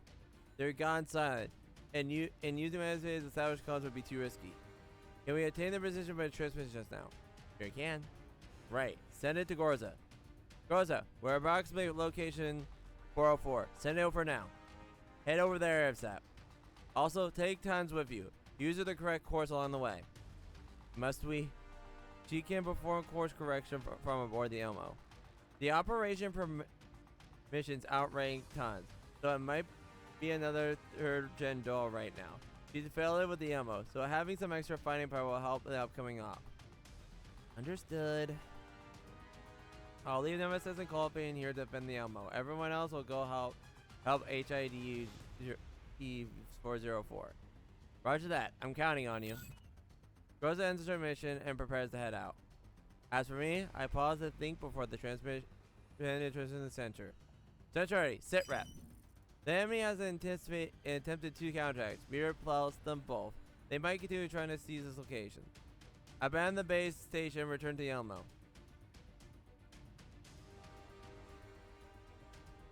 Just like that, Master?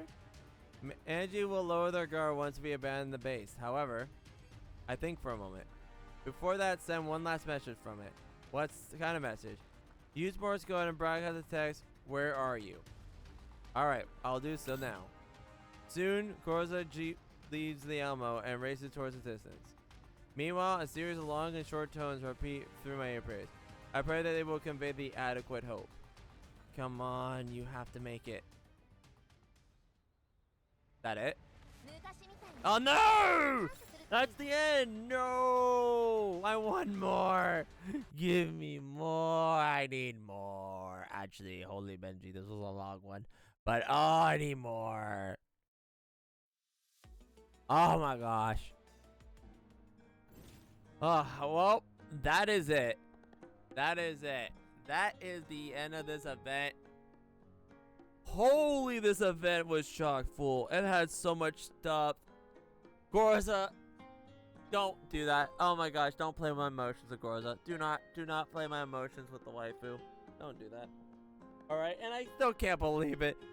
We got a fate line. Okay, there's so much stuff going on here. But this was amazing. I hope you all enjoyed. I know I did too. If you liked what you saw, please leave a like, comment, and subscribe. And ring the bell for more. That was amazing. Oh my gosh. I guess this is technically 8.75 now. Hopefully the next chapter will be chapter 9. But oh my gosh, so much happened in this chapter. They really chucked the thing. I love the little animations they did and everything. But yeah, holy Benji. This was a long one. I hope you all enjoyed. I did too. I really enjoyed this chapter. It was action-packed. I can't wait to see the next one. I'll see you all later. Peace. Pun pun. Pun.